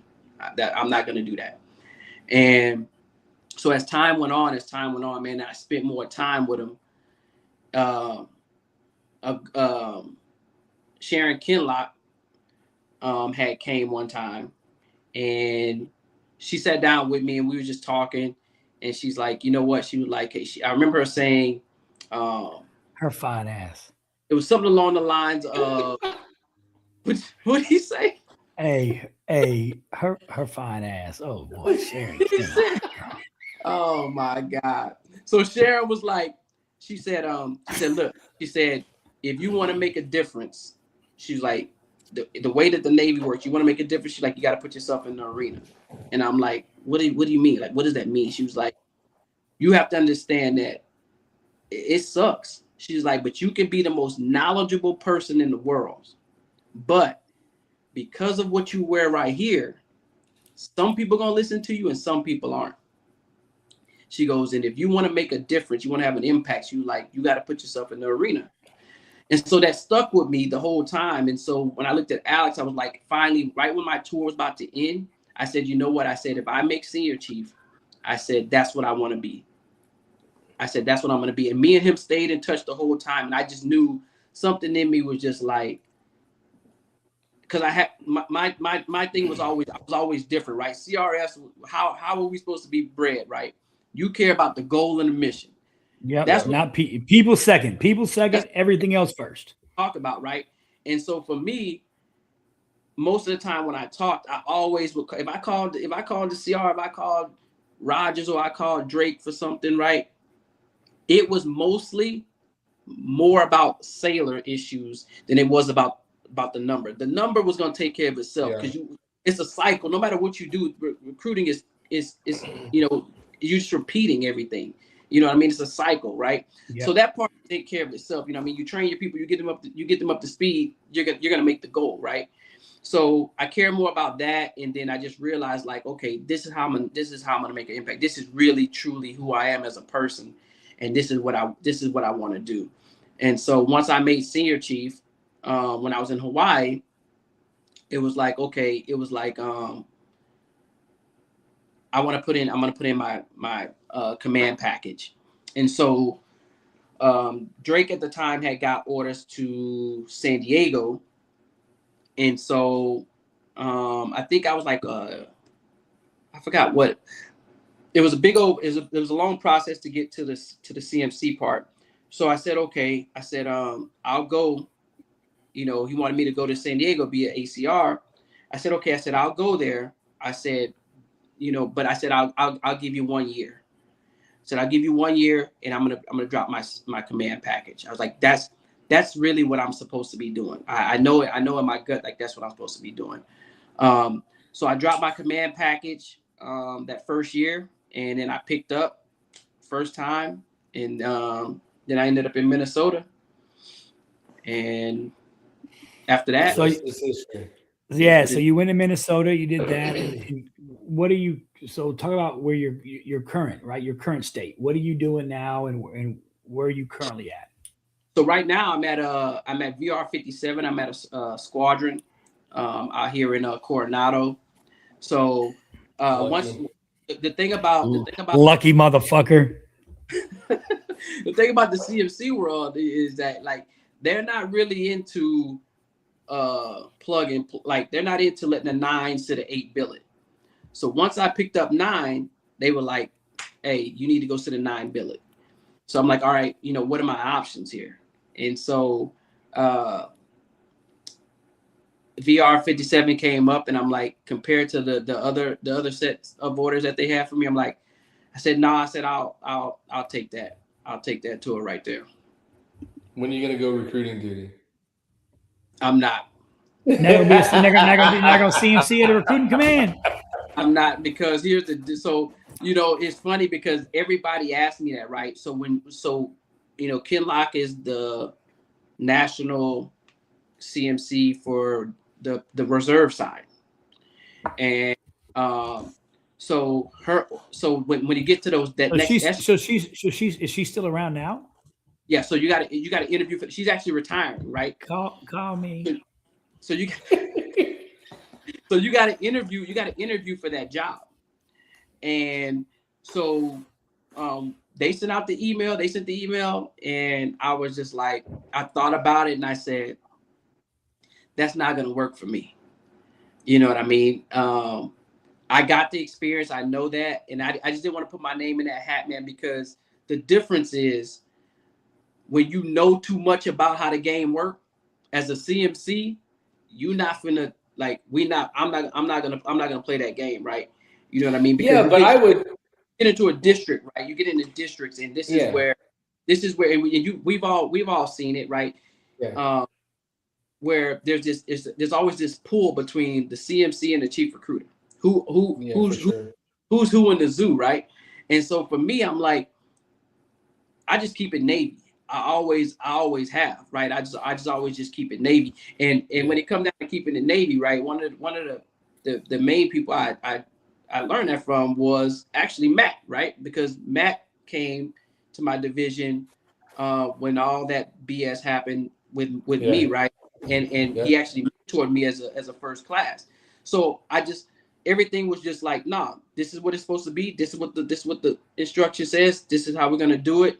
It is what it is. We're not nerdy ass Matt, always knowing some fucking instructions. I hate that. Look, bro, that's on the wall. I could read enough to get 3 degrees, dog. Yeah. So so he's like, we're not gonna deviate from that, man. So I always that's one thing, I just kind of cut me. I'm like, so it would have been it just wouldn't have went well, because at the end of the day, there's only a triad. There's no such, to me, there is none of this biads. There's none of this, quad and all this stuff. And all this bullshit. Like you do your job, I'm gonna do my job. But CRFs, they don't want the CMC to get in their business, but they want to do the CMC job. Right. Yeah, that's true. It's but I would probably tell you similar. This. Oh, go ahead, Matt. Sorry. No, go ahead. I was going to say I would assume that it would be, and I've never been on a ship, so I don't know, but I've heard the dynamic, and you have, so you would know. But like the chief of the boat and the CMC, like it's a different dynamic. Well, the chief of the boat. So the chief of the boat is like a CMC. Chief of the boat is on a submarine. Okay, I don't know what the fuck I'm talking about, so I figured you would know. But damn, bro, what's wrong with you, Al? Chief of the boat, you ain't seen Hunt for Red October, dog? If you look at a squadron, right? A squadron is, and I believe everything happens for a reason, right? Right, you have a maintenance master chief, right, and then you have a CMC. Yeah, so like I have like here at this squadron, I happen to have a maintenance senior chief, right? And normally in that realm, they look at the maintenance master chief as basically what the chief recruiter would be. Right. And then that's what I was trying to compare to. Yeah. So yeah. But I was just gonna, like, I remember talking to Alex when we were in Houston. He kept trying to talk me into putting a package in as a senior chief to go in to do that. So I told him 2 things for Alex. There was 2 things I told him. The first thing I told him is like, man, I'm so far into my career now with Cole was in high school at the time, right? I was like, for me to go be a CMC now means needs of the Navy, bro. You go where the Navy needs you, because that's what CMCs do, right? I said, so that's part 1. And for me personally, this is, again, probably this the 3rd and last time. I was like, I had to really think about this before doing it. I don't want to put them through that again, right? Oh, I know you love it here. We got to go. Or I don't want to do the geo thing again like I did in New Orleans for a little bit. And the second thing I told Alex is like, bro, this is the funny one, but they're going to put me on a ship as a CMC. They're going to yell fucking general quarters and be like, what do we do? Because I don't even know. What's happening? I don't even know, dude. And he started laughing. He was like, what? I'm like, bro, I was a CB. I went on the ship, just tried to salute and walk on, dude, and they strong-armed me. I forgot to salute the ensign, bro, because I was a CB. And then I'm walking around, they're saying, welcome aboard. I was like, if I hear the engine start, dude, man overboard drill, y'all gonna get good at that real quick because I'm jumping off. I was like, I've never been on a ship. So for me to now go out and do that, I feel like, because I didn't have fleet experience, I would be a disservice to sailors because I have no fucking idea what they're doing. I get that. And it's not that I can choose. I can't go be a CMC active duty and go, I only want to go to a squadron or a CB or a battalion or recruiting. They're like, yeah, that's fucking cool. You're going to go to the USS whatever. And I'm like, dude, I would be a disservice to people. And I get that people from a CMC level always are like, it's all about leadership, but you still have to have a general knowledge of what the fuck goes down in there to do it. So I was like, just throughout my career when I couldn't do that. That's the only reason I wouldn't have done it. But the main one is like, dude, I'm already at the end, bro. I don't want to do all that again.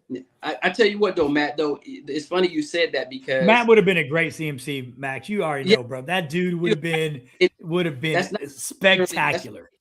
That's not necessarily true, because when they told me I was going to a reserve center, my first command, I had never been in a reserve center.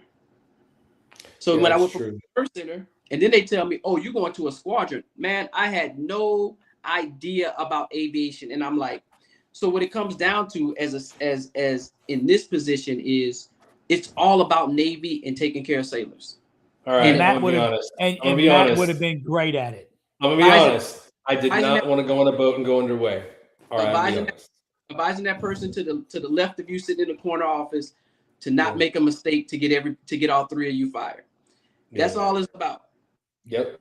It's No, all, it would have been all good, it's man. about. If I would have met Alex in New Orleans, I probably would have thought about it long enough. Yeah, you Yeah. know what? It's funny, you know, and it had crossed my mind before I ever went to Raleigh when I was at the schoolhouse. You know, go the SEA and then all that. And everybody's like, it had crossed my mind, but I was kind of like, man, I just don't know.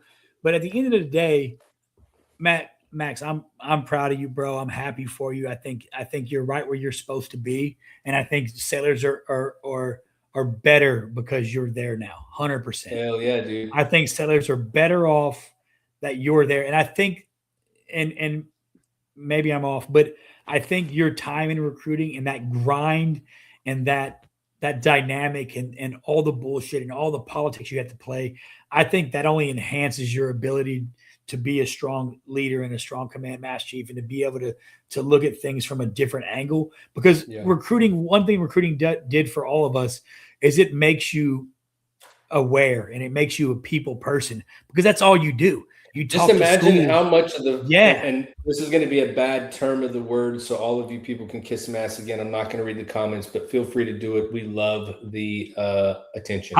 We love the hate, for real. Yeah, for but real. Imagine how many sailors are supposed to screen for recruiting duty and fit a certain mold that never fit the mold and come there, and you've got immediate problems. I would tell you that in any given zone, division, TEOC, whatever the fuck they want to call it nowadays, 40 to 50% of your division is a personnel problem that should have never gone there in some cases.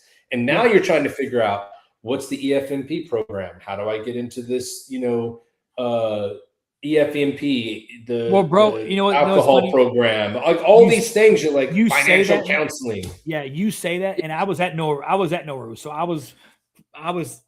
it's not a filter, it's a pump. Like, they're gonna find a way to pump you through and to get you. But that's what I'm saying.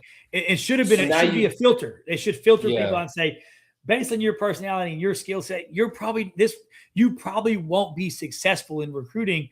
Let's help you. Let's help the sailor get to a better command or get to a better tour that's going to benefit the Navy and benefit that individual. But at the end of the day, it's a fucking pump, bro. It's not a filter. That's the problem. That's the problem. One thing that I said that, because I said this back when I was recruiting, I said what should happen is, if you're at a command, especially if you're in fleet concentrated, even if you're not in fleet concentrated, if a sailor wants to go recruiting, they cannot even apply. You shouldn't even allow that conversation to happen until they talk to the CMC. And here's why. So, like, for me, right, I've had since I've been here since May, I've had 2 sailors come to me. Oh, CMC, you a prior recruiter. I want to go recruiting. And I sit down with them and I say, hey, this is what I'm gonna do. I call the CMC at the recruiting district. I say, hey, I want to send this person over there TAD with you for 2 weeks. Yep. That's how you do it. Yeah.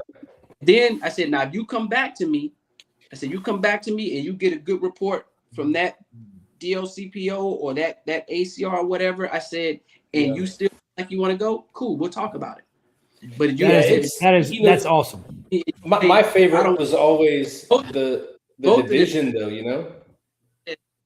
CMC, I don't want to do this. So I got one orders to Hawaii and the other one is going to Norfolk. Yeah. Because they realize, like, it's just not. That shit's not for everybody.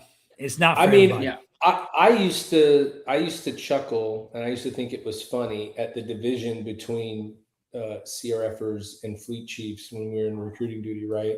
So you would sit into the chief's mess, and we're talking about sailor issues, and we're trying to do all these things. And I used to think it was hilarious, because if we all, the chief's mess back then was like the country today. If we all just sat down and talked it out, we would fucking take care of people like nobody's business, bro, because those fleet chiefs have that mindset of, we need to kind of focus on the sailor, right?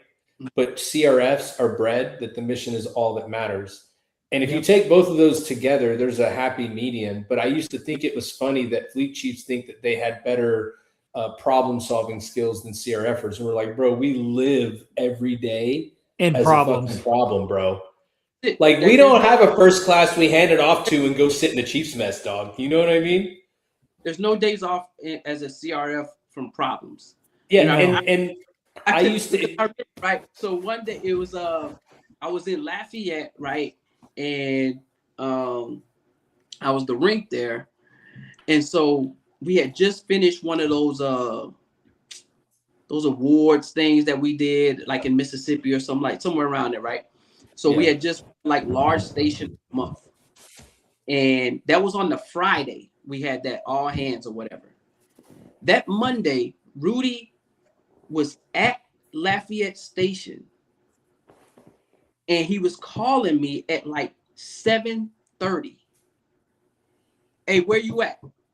I'm like, I'm at home.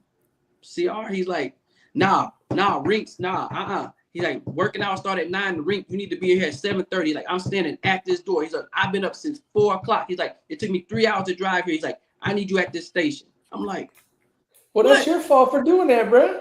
Hey, so I get there. You know, he in his khakis. He's standing right at that door, like waiting. So, you know, I'm trying to, you know, Rudy, man. Rudy don't want he all about business. He don't want no pleasantries. He don't want no. Not like you want some car. He don't want none of that, bro. So I opened up the door. As soon as he hit the door, he walked in before me, bro. He looking around at everything. Show me a depth status board. Hey, I'm gonna get to that.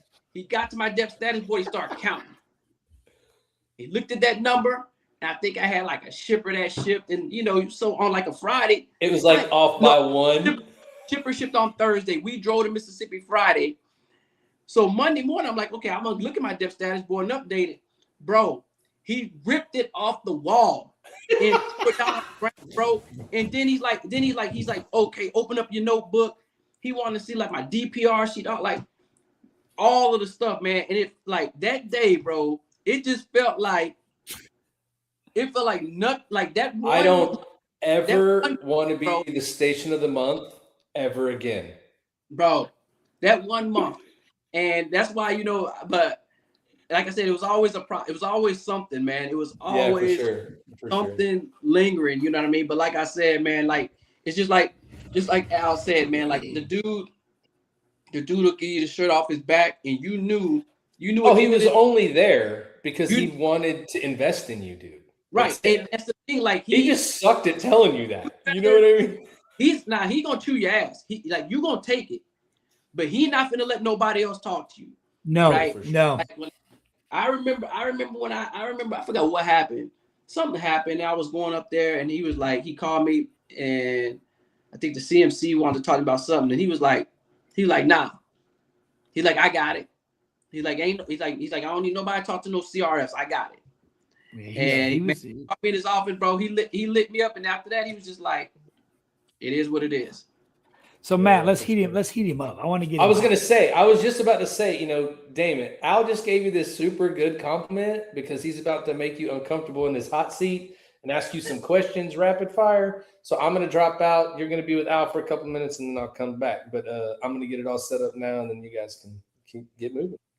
Let's do it. So it's easy. So we call it the Triple Threat Vet hot seat, but today it's the Heroes hot seat. So I'm just going to ask you some random questions. Right. And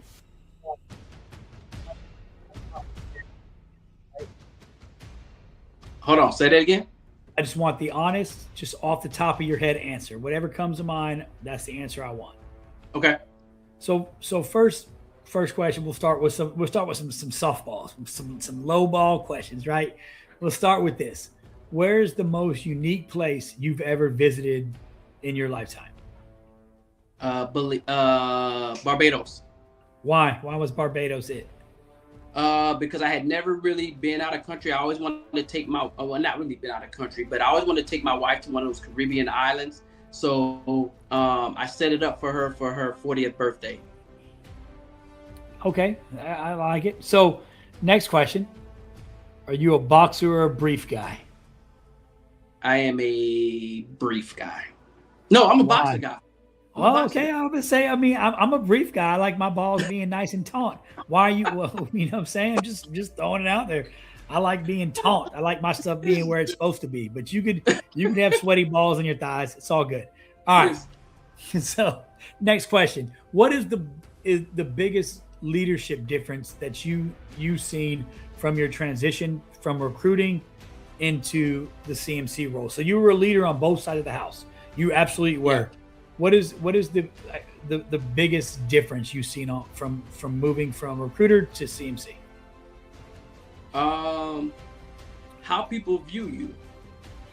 You know, like people view you differently as a CMC versus when you're a CRF. And it you know, no matter what your title is as a CRF, when you're a CMC, like you get respect from both worlds. You know what I mean? From the wardroom, also from the Chiefs mess, and also from the junior sailors. You know what I mean? Like, you really, really, what you say matters. Like, it truly matters, and that's why you're always not really walking on eggshells, but you got to really be cognizant of what comes out of your mouth, because they're gonna take it as gold every single time.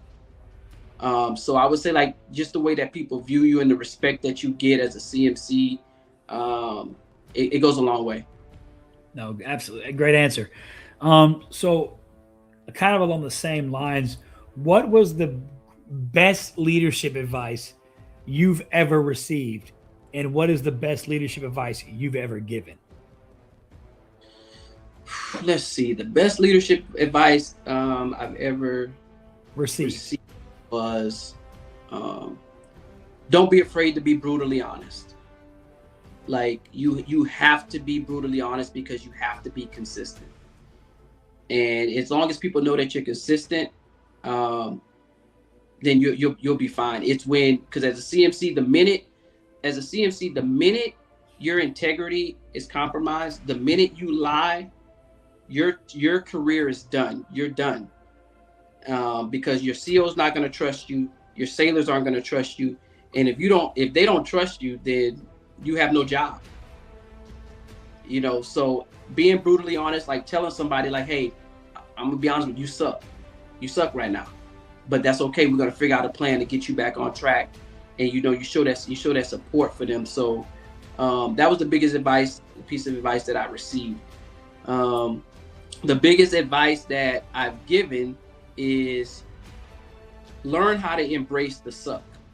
And what I mean by that is learn how to really embrace the bad times. For example, right? Even if you're the most junior sailor, when you go through bad things, it's not for you. It's not about you.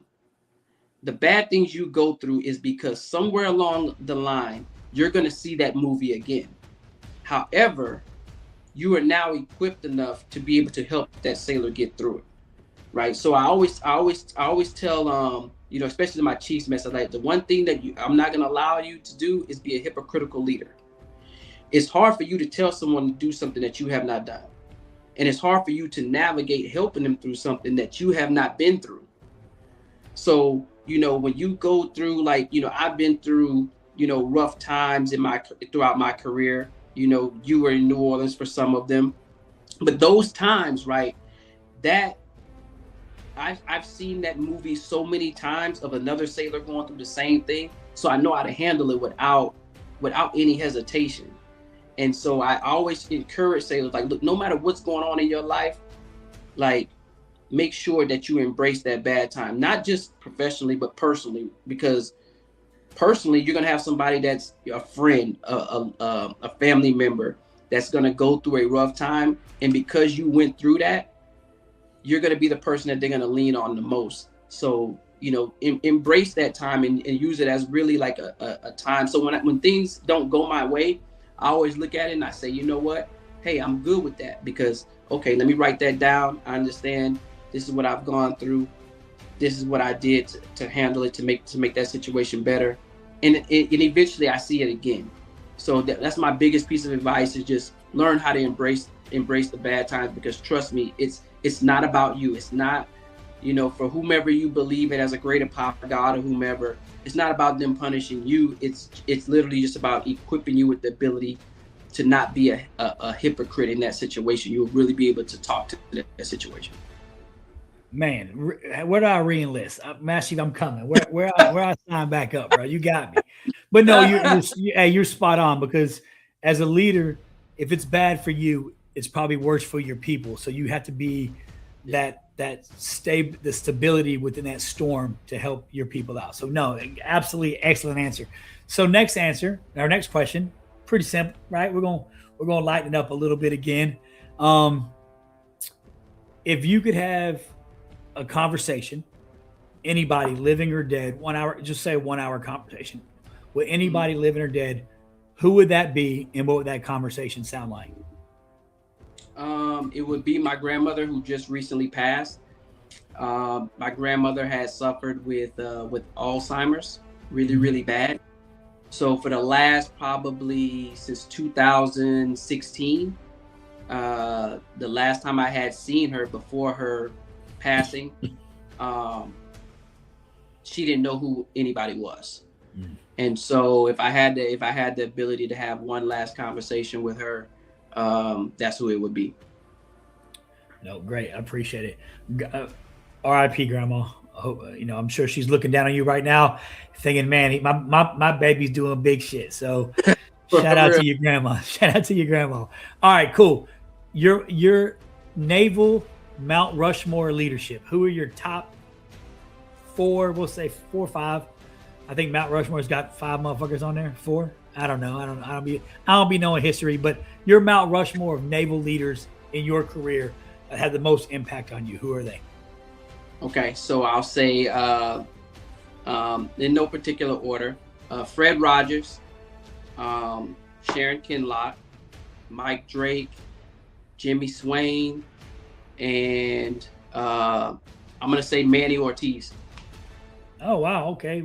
Went off the cuff of Manny. Okay, shout out to my boy Manny. Oh, Manuel. Got it. All right, cool. So we're going back to Mount Rushmore's, because you're a Louisiana native. That's your birthplace. That's kind of where that's your home, right? You claiming it. So what's your Mount Rushmore of Louisiana musicians? It ain't got to be hip hop. It can be anybody. Mount Rushmore of Louisiana music artists. Oh man, let's see.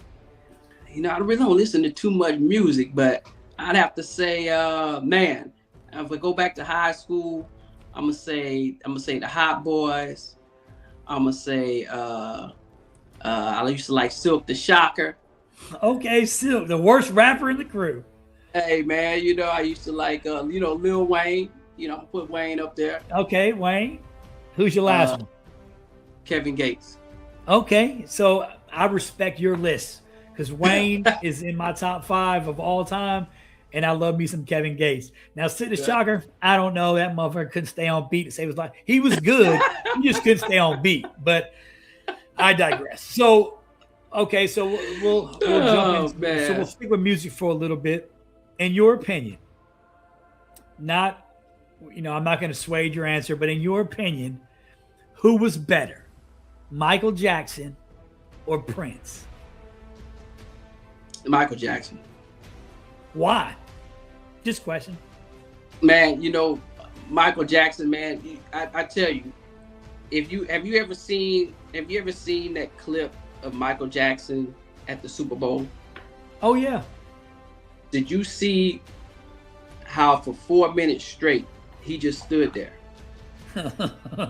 Yeah. And the crowd, the noise of the crowd never went down. It just kept escalating. Yeah. That aura, man, that there's nothing like that. When you don't have to say nothing, and people just look at you and as if like you're not real.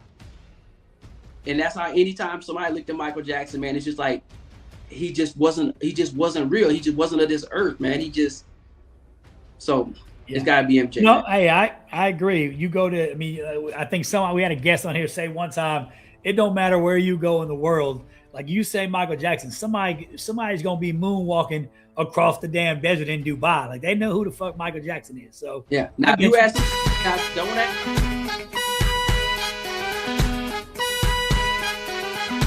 ask nobody from Minnesota.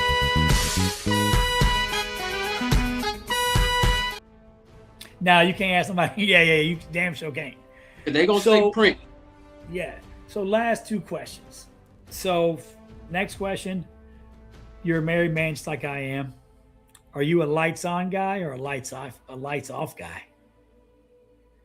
I'm both. Oh shit! Oh freaky dicky ass. Okay. And then the last question is the one we ask at the end always. I don't know how many podcasts you've been on. If this is your first one, but you're a CMC, so I know you got some advice. Where can we improve as a podcast, or what can we do to get better? Oh man, I think that that this one was definitely more relaxed than the last one I was on. You know, it was, and I think that the familiarity, you know, kind of helped too. But as far as a podcast, I would say, you know, anybody that you're gonna have on the show, and I don't know if maybe you've done it in the past, maybe like prior to them, you know, coming on, just kind of give an idea of, you know, what we're gonna discuss. And sometimes some things may be off limits to some people. So you might want to know, like, hey, this is what I'm thinking. Or you just ask them what's off limits to you. So then that way, you know, you never put yourself in a vulnerable situation. Got you. Okay. I appreciate it. And you know, what's funny is Matt typically does, but we did not. Ty's not here today. So normally before we start the show, when we had you in the green room, we were bullshit. We'd be like, hey, what's off limits? Because yeah, my bad. Yeah, we definitely want to know. You're freaking Master Chief. Nothing's off limits. Nothing's off. But no, that's the answer to that. You've officially graduated from tonight the Heroes Hot Seat. Congratulations, brother. Hey, we love you. I appreciate everything you're still doing for sailors in the Navy, because, you know, me and Matt are far removed now, and our time has kind of expired in the Navy, and we've moved on to different things. But it's refreshing to know that we still have leaders out there like you that are still pushing and still caring and still taking care of the sailors that we once took care of when we were on active duty. And it is very, very, very refreshing, because there's a lot of times I've talked about it, and Matt has, and Ty has in the show, that when we look at naval leadership and we look at military leadership as a whole, the Army, like, things have changed so drastically, and things have evolved so rapidly, right? Things are different now, but to know that there's still a fighter in that room and somebody in there who's still caring about sailors and Marines and taking care of your troops, bro, it makes me feel honored and good to know that I can rest easy knowing that you have the watch, brother. Hey man, appreciate y'all, bro. So before we get out of here, me and Al still got some bullshit to do about some sports league thing I won this year. I got to give him some shit before we jump out. But before we let you go, Damon, what's on the horizon, man? Do you have a long time left? How many till you punch out? Because I'm sure now that you're where you're at, you can't go nowhere. He can't hear me. Nope. Ask him what he's doing next. Can you hear me? Can you hear me? Yeah. Okay, so Matt, I don't know why you can't hear Matt. Matt, something's going on. But what Matt wanted to know is what's next on the horizon for you, and how long until, which we talked about earlier, but how long until you hang up your khakis and you don't become Master anymore. You just Damon Maxile, the fucking family man. How long you got left, brother? Oh man, I think, you know, I'm probably get us to go another 2.5. You know what I mean? And get to, you know, do 30. But I mean, I don't know. You know, 30 is not, you know, like a magical number for me. I think. Right. So one thing I always, I told Kim was that for me, right, for me to be able to come home and be myself and be all in, I have to wake up one day and I don't want to lead sailors, man. Like, and that's not a cliche. That's not. I've told her this when I when I just made chief in Houston back in 2015, 16. The day I wake up and I don't want to lead sailors, because I know if I retire now and I still wake up and have that itch, then it would not be good for me. So if that's tomorrow, then I'm good with it. I'm good with my life is right now, as far as my family life and all of that. So it's just gonna be when I feel like I just don't want to lead Sailors, because the one thing I'm not gonna do is I'm not gonna cheat the Navy. I'm not gonna cheat the Sailors. Yeah. I'm not gonna do that. I'm not gonna be one of these guys that be on contract, going to work every day, but your mind is not in the job, because in this job you have to be all in. There is no you can halfway do this job. So that'll be when I'll officially hang it up. But between now and 3 years from now, we'll see. Yeah. Word. Can you hear Matt now? No, he can't hear me. Nope. I don't know what's going on, Matt, with Matt's technology. Bullshit, dude. I can hear him, but no, you don't want to hear him anyways. But no, I do. From the bottom of our hearts, brother, we want to thank you for coming on the show. It was an honor and a privilege to have you on this show and to be able to talk with you about leadership. And really what we do is, obviously we had a chance to reminisce and spend some time together and talk some shit again, man. It's been great. So want to thank you again for coming on.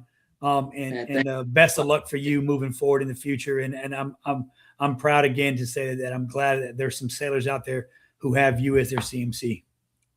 Thank you, brother. I appreciate y'all. All right, bro. We'll holla. Later. Look at that, dude. Fucking StreamYard. Yeah, fucking stupid. It's all good, man. Dude, I don't know, man. Ty's going to have to follow up a pretty amazing show. Ain't nothing like a Goat Locker show, bro. Good luck. That shit was so let's get to these sports, bro. Hey, my favorite on the planet watching the show, Beth Harris. Shout out to Miss Harris, the greatest woman alive. I love you so much. Thank you for watching tonight. Oh, Beth, by the way, just so you know, because you're still here listening, I met somebody at an event last weekend that I'm going to try to connect you with that might be able to help you in some of your situations. So awesome. That's fucking awesome. Yeah, for real. Thanks, Matt. Yeah, let's talk about the fact that I went 1-0 and you and Ty went 0-1. I told y'all the Seahawks was going to win, bro. Bro, I go back and watch the show. I said the Seahawks are going to win, but I had to pick opposite of you.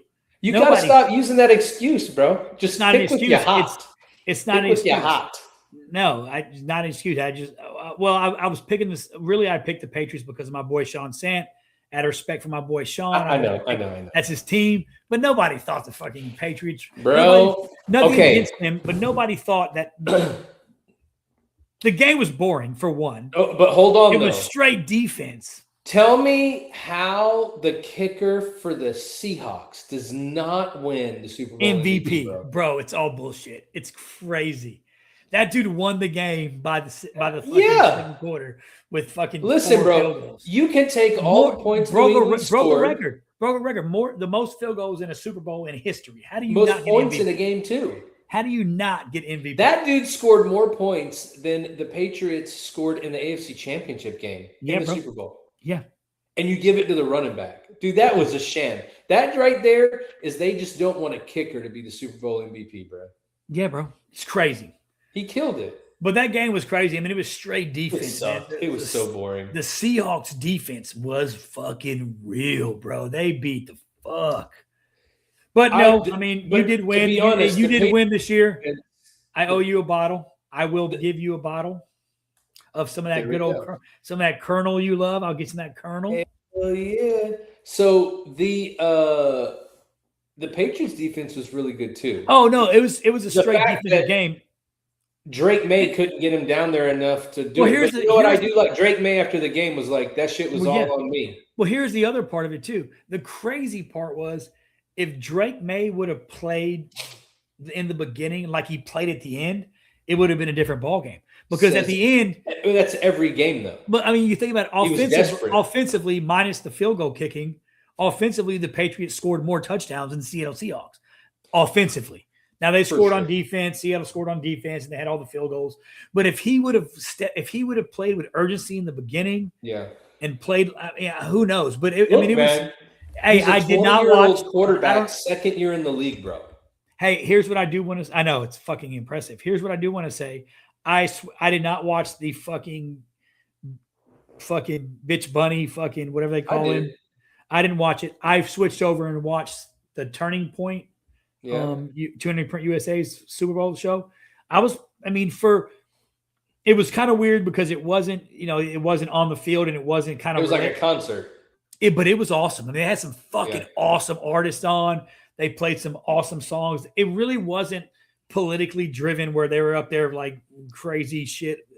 It was just a concert, and it was well put together for an alternative if somebody didn't want to watch. Well, I will tell you this: Bitch Bunny or whatever his name is, Fruity Rabbit, whatever the fuck that motherfucker's name is. The Bad Bunny show at halftime. I felt like I was living in Miami again, dude. I like that kind of music, and there wasn't any kind of crazy shit going on. Really, his halftime show, if you were to ask my opinion, and I know all the guys that are from Puerto Rico, there's a lot of things because there's a lot of power problems in Puerto Rico that power poles. Like he did talk about some things that you could see in there that was a thing. But if I was to watch his, it's community, family sticking together. Like that's what I saw of his show. I thought it was pretty good. So I didn't watch it as a political thing. I don't know who he is. I don't listen to his music. I didn't care to see him. He's not. The Turning Point had more artists that I recognize and I listened to and I really enjoy. They had Kid Rock on there. They had Lee Bryce. Like they had some really good artists so I only switched over because I was really just curious to see what that show, bro. They had 5 at one point in time when I was looking at the numbers, like what I'm watching, 5 million people, 5 million tuned in to that Turning Point show. And it was good. It was more, but like you said, it was more like a concert. But I did not watch it for a political reason. I just was like, I don't know who the fuck this dude is. I couldn't name but one song he sings. I just not my style of music, not my style of performer. Nothing against him. Like I talk a lot of shit, but truthfully, I don't give a fuck about him one way or the other. Yeah, but I would just for me, this is where I go to this, right? We all say that we wanna be together on stuff and we want to come together. We gotta all be able to talk and all that other shit, right? That's what we say all the time. Yeah. Well, there should have never been an alternative show. There is a halftime show at the Super Bowl. That's it. You can't get mad and do your own because you want to still drive more division. There's going to be people that watch for the reason you did because you like the artists. But was it? It was. They were doing it as an alternative as a protest. Else would they do it? Maybe, but I think it's great. I think there should, because here's the truth. Here's the problem. You watched his show and it wasn't crazy. But it was advertised as it was going to be him in a dress, him talking crazy, him doing crazy shit. But so who'd that come from? Well, I don't. That was just a general consensus, like from their side. Like people were just saying, like it's gonna. So as a parent, I didn't want the happenstance or the chance that I'm watching this show and it's anti-Christian or it's whatever. Yeah. I didn't know, so I just said, I get that. I'm gonna switch it off, and I don't want to just sit here for 30 minutes and rub my balls and scratch my nuts. Yeah, you do. Yeah, I do. I mean, technically. So but I was you like, had your family around. You let me switch. Yeah, no, I can't do it. When I'm in a hotel room, I can defile it. I can't really defile my living room. No, but here's the thing, Al. Like, I get what you're saying there, but at the same time, I like the option though. I like having the ability to. I don't like the option. I did. Listen, here's where I'm at. Just hear me out here. I don't like the option because there's never been an option before. And do we really think you're going to let that dude go some crazy ass shit like wear a dress and do some outlandish stuff that he does at his concerts that he controls everything on? They're not going to let him do that on national TV. Bro, I think they would. No. Yeah, they would, bro. Do you know how much money they would lose if they let him do that? Again, you got to remember the NFL, for as much as they are, it is a business. And for that dude to go out there and dress the way people said that he was going to dress and do all the things they said he was going to do, the NFL would have lost so massively. After they're starting to go international, they're going all these other things. They can't afford that. You know what's crazy is I watched the opening to the Super Bowl, and let me be honest, Green Day fucking killed it, bro. I wish I didn't Green see Day, it. Dude, it was fucking awesome. Green Day came out and they played right before the Super Bowl. They fucking did a big old thing. I would like to see. I'm old school, bro. I'd love to see Green Day. I'd love to see Absolutely. Green Day and like fucking those type of groups do a Super Bowl show, bro. They did Yeah. fucking good. I mean, it was good, bro. I didn't have a problem with it. I didn't have a problem with what it looks like. I haven't seen the one from Turning Point. The only person I really knew was Kid Rock. I didn't know a lot of the other guys. I don't know them. I'm sure if I heard their songs, I'd know exactly who they are. But at the end of the day, I didn't. I'm also lazy. I didn't want to fucking go log into something else to look at the shit. You know what I mean? Yeah, that was the only problem. Thing. I logged in on my TV through YouTube, and every now and then I get an ad. I have to fucking skip it real quick. I don't have a fucking YouTube. Fucking, I guess I don't pay for YouTube. Yeah, but the other part too, man, is like, okay, you had 5 million people watch your Turning Point show, and that's great. But like 138 million watched. Oh yeah, I'm sure. But and they're still pushing those numbers because whether we like it or not, I mean, I don't. For me personally, I'd rather do it. But if you like the choice, maybe that's good, right? I liked the choice, and I like because I'm not anti-Democrat, but I am anti-left-wing thinking and the anti-this and the anti-Albert hero. Like I don't like that I'm the enemy or that my Christianity beliefs are under attack a lot of times in this country lately. So I like the ability to turn that off if I felt like it was going to go a certain way for my family, and I didn't want to subject, and it didn't. Apparently it didn't. But it was good, dude. I didn't want to be like sitting there watching a motherfucker in a dress singing and be like, but contrary to what you said, I don't have young kids in the house anymore, so I don't want to give a shit, whatever, right? Yeah, so I'm very cognizant about what I watch, even when I'm watching TV, if my daughter's in the room or what we're doing, because I just, she's 12. I don't need her to grow up any faster than she's already going to have to with what's going on in the world. Yeah, you already know, bro. No, but I thought that was good. I will tell you, I was disappointed as shit in the commercials, though. They sucked. Yeah, bro, the commercials were hot garbage. Best commercial, though. Of all the shit commercials, what was the best commercial? I liked the one where they had like I can't remember the commercial, but it had like the guy from Cheers in it. It had Ted dancing. Oh, yeah, you're talking about the Dunkin' Donuts one. Yeah, the Dunkin' Donuts with Ben Affleck. Dude, that shit was great, that one bro. made me laugh. But the one that I great. liked the most, my favorite commercial was the fucking Budweiser commercial, bro. With the bald eagle that was a baby. Oh, on the baby, on the horse. And then at the end, the way they made it look like the horse was going to fly, and then that eagle comes up, bro. That shit was dope. That was America, dude. Those two were the best fucking commercials. That Ben Affleck one, dude, was fucking great, dude. But that Budweiser. She's like, this is my new boyfriend. His name is Tom. How you like that? Hi, I'm Tom. How you like those donuts? It's Tom Brady, dude. It's fucking that. But no, that Budweiser commercial. That was Budweiser commercial. If you want to go out and drink a Budweiser, put like hell yeah. Even though I wouldn't today. I mean, I would have in the Navy. I don't know if I'd drink. Oh, I'll drink a dirty white boy every now and then. So it's funny and like dirty white boy. Yeah, we call them dirty white boys. So my brother-in-law and me, every 4th of July, we will get a 6-pack of Budweiser and have Budweisers because it's America. But yeah, bro, fucking dirty white boys, dude. Hell yeah. Well, shit, man. Well, the sports time is over. No more of that. So we now get to go into March Madness, dude. That's coming up. And what's funny is I don't watch. I'm not a basketball fan. Me but either. I have a bracket. I have been, and I have been watching a little of the college basketball. Oh, really? Like just watching the Florida Gators. Like they seem like my dad's a Florida Gator fan, so I've been kind of watching their if they're on and I got shit else to do. I'm like, I'll watch fucking. Shout out to Big Al Hero. Big Al Hero. Alive and kicking, baby. He's doing good. He's doing good. He's switched up his diet and switched up his lifestyle and getting more active. So hopefully he's around for a long time. Hey, if he would have stayed away from that fucking chicken, he would have never had them issues. I know, bro. If he'd ate that brisket, you know what I'm saying? Motherfucker can't eat no meat, can only eat chicken and fish, and he's fucking having heart problems. What the fuck? So I got to give a shout out before we get out of here. We normally do in the beginning. Sorry, everybody. I don't have the cool slideshow set up. I don't know how to put it on the screen. Ty gave it to me. We don't wasn't care. able to. We Sorry, don't. He's not here. We're here.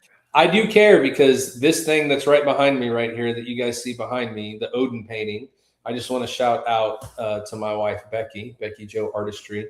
She finished the painting this week. She said, I need to finish the painting because I want people to see it. And I'm going to tell you right now. Oh, go ahead. Just put her website in the comments. Put it in the link. Type it in there. Do that. Yeah, do that so at least we could share Hey, Get you. if you're looking for an amazing artist and some amazing work, go to this website that Matt's going to put in there for you, Becky Joe Art, and for one, support a local artist, but for two, get some really badass shit.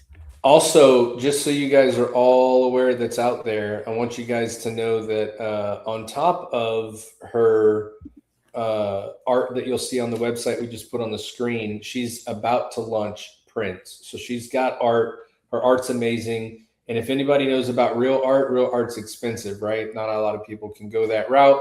So if you're looking for a piece of art that's going to be nice, elegant, beautiful, it looks just like the original, she's found a place where she can do prints. Those are probably going to launch for her in the next, I don't know, week and a half. Is she going to do the Odin in a print? I don't know, maybe. She's got a couple of other ones that she's launched. If she does it, if I can't get a print of the Odin, then I'm not buying her shit. Oh well, I mean, I know a guy. Yeah, I want an Odin print. I know she won't do the fucking Peaky Blinders because that's your special one. But it's not behind me anymore. You want to buy the Peaky Blinders, dog? Bro, I'll buy that motherfucker in a heartbeat.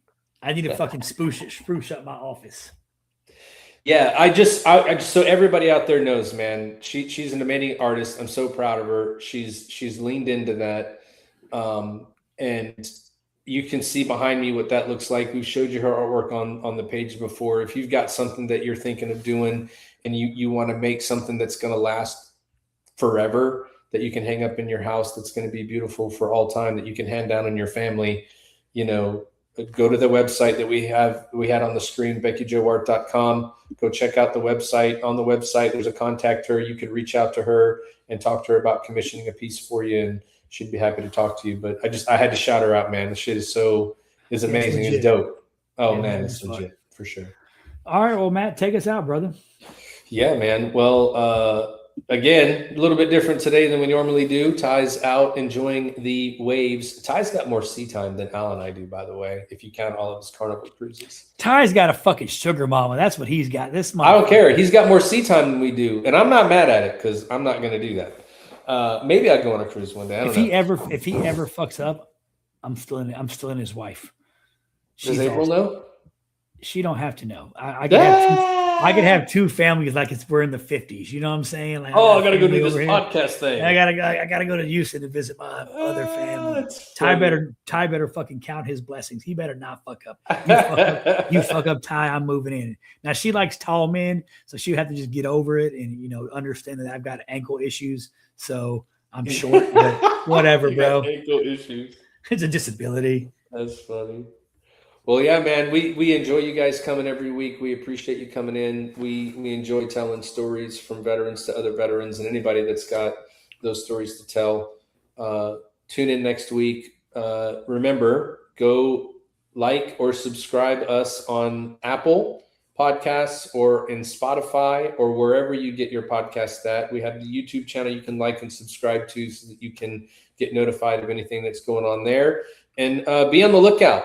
Merch for the podcast might be dropping soon to where you guys can go out there and pick some stuff up. Maybe like these hats me and Al are wearing today.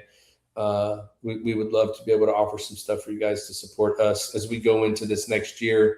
We're really looking to lean into doing a little bit more in our communities and making things better. So, all the support we get from everybody, we really appreciate it. We're so happy that you guys join us. And, that's all I got for today. And with that, Al will have the last word.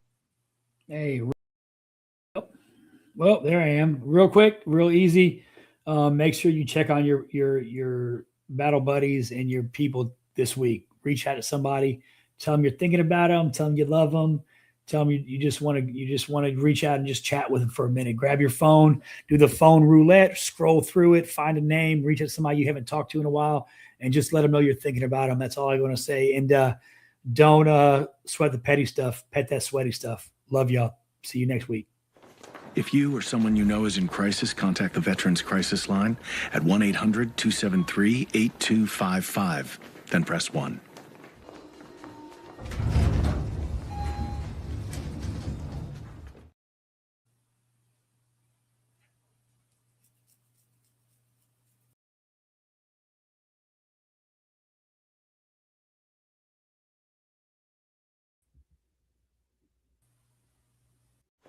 If you or someone you know is in crisis, contact the Veterans Crisis Line at 1-800-273-8255. Then press 1.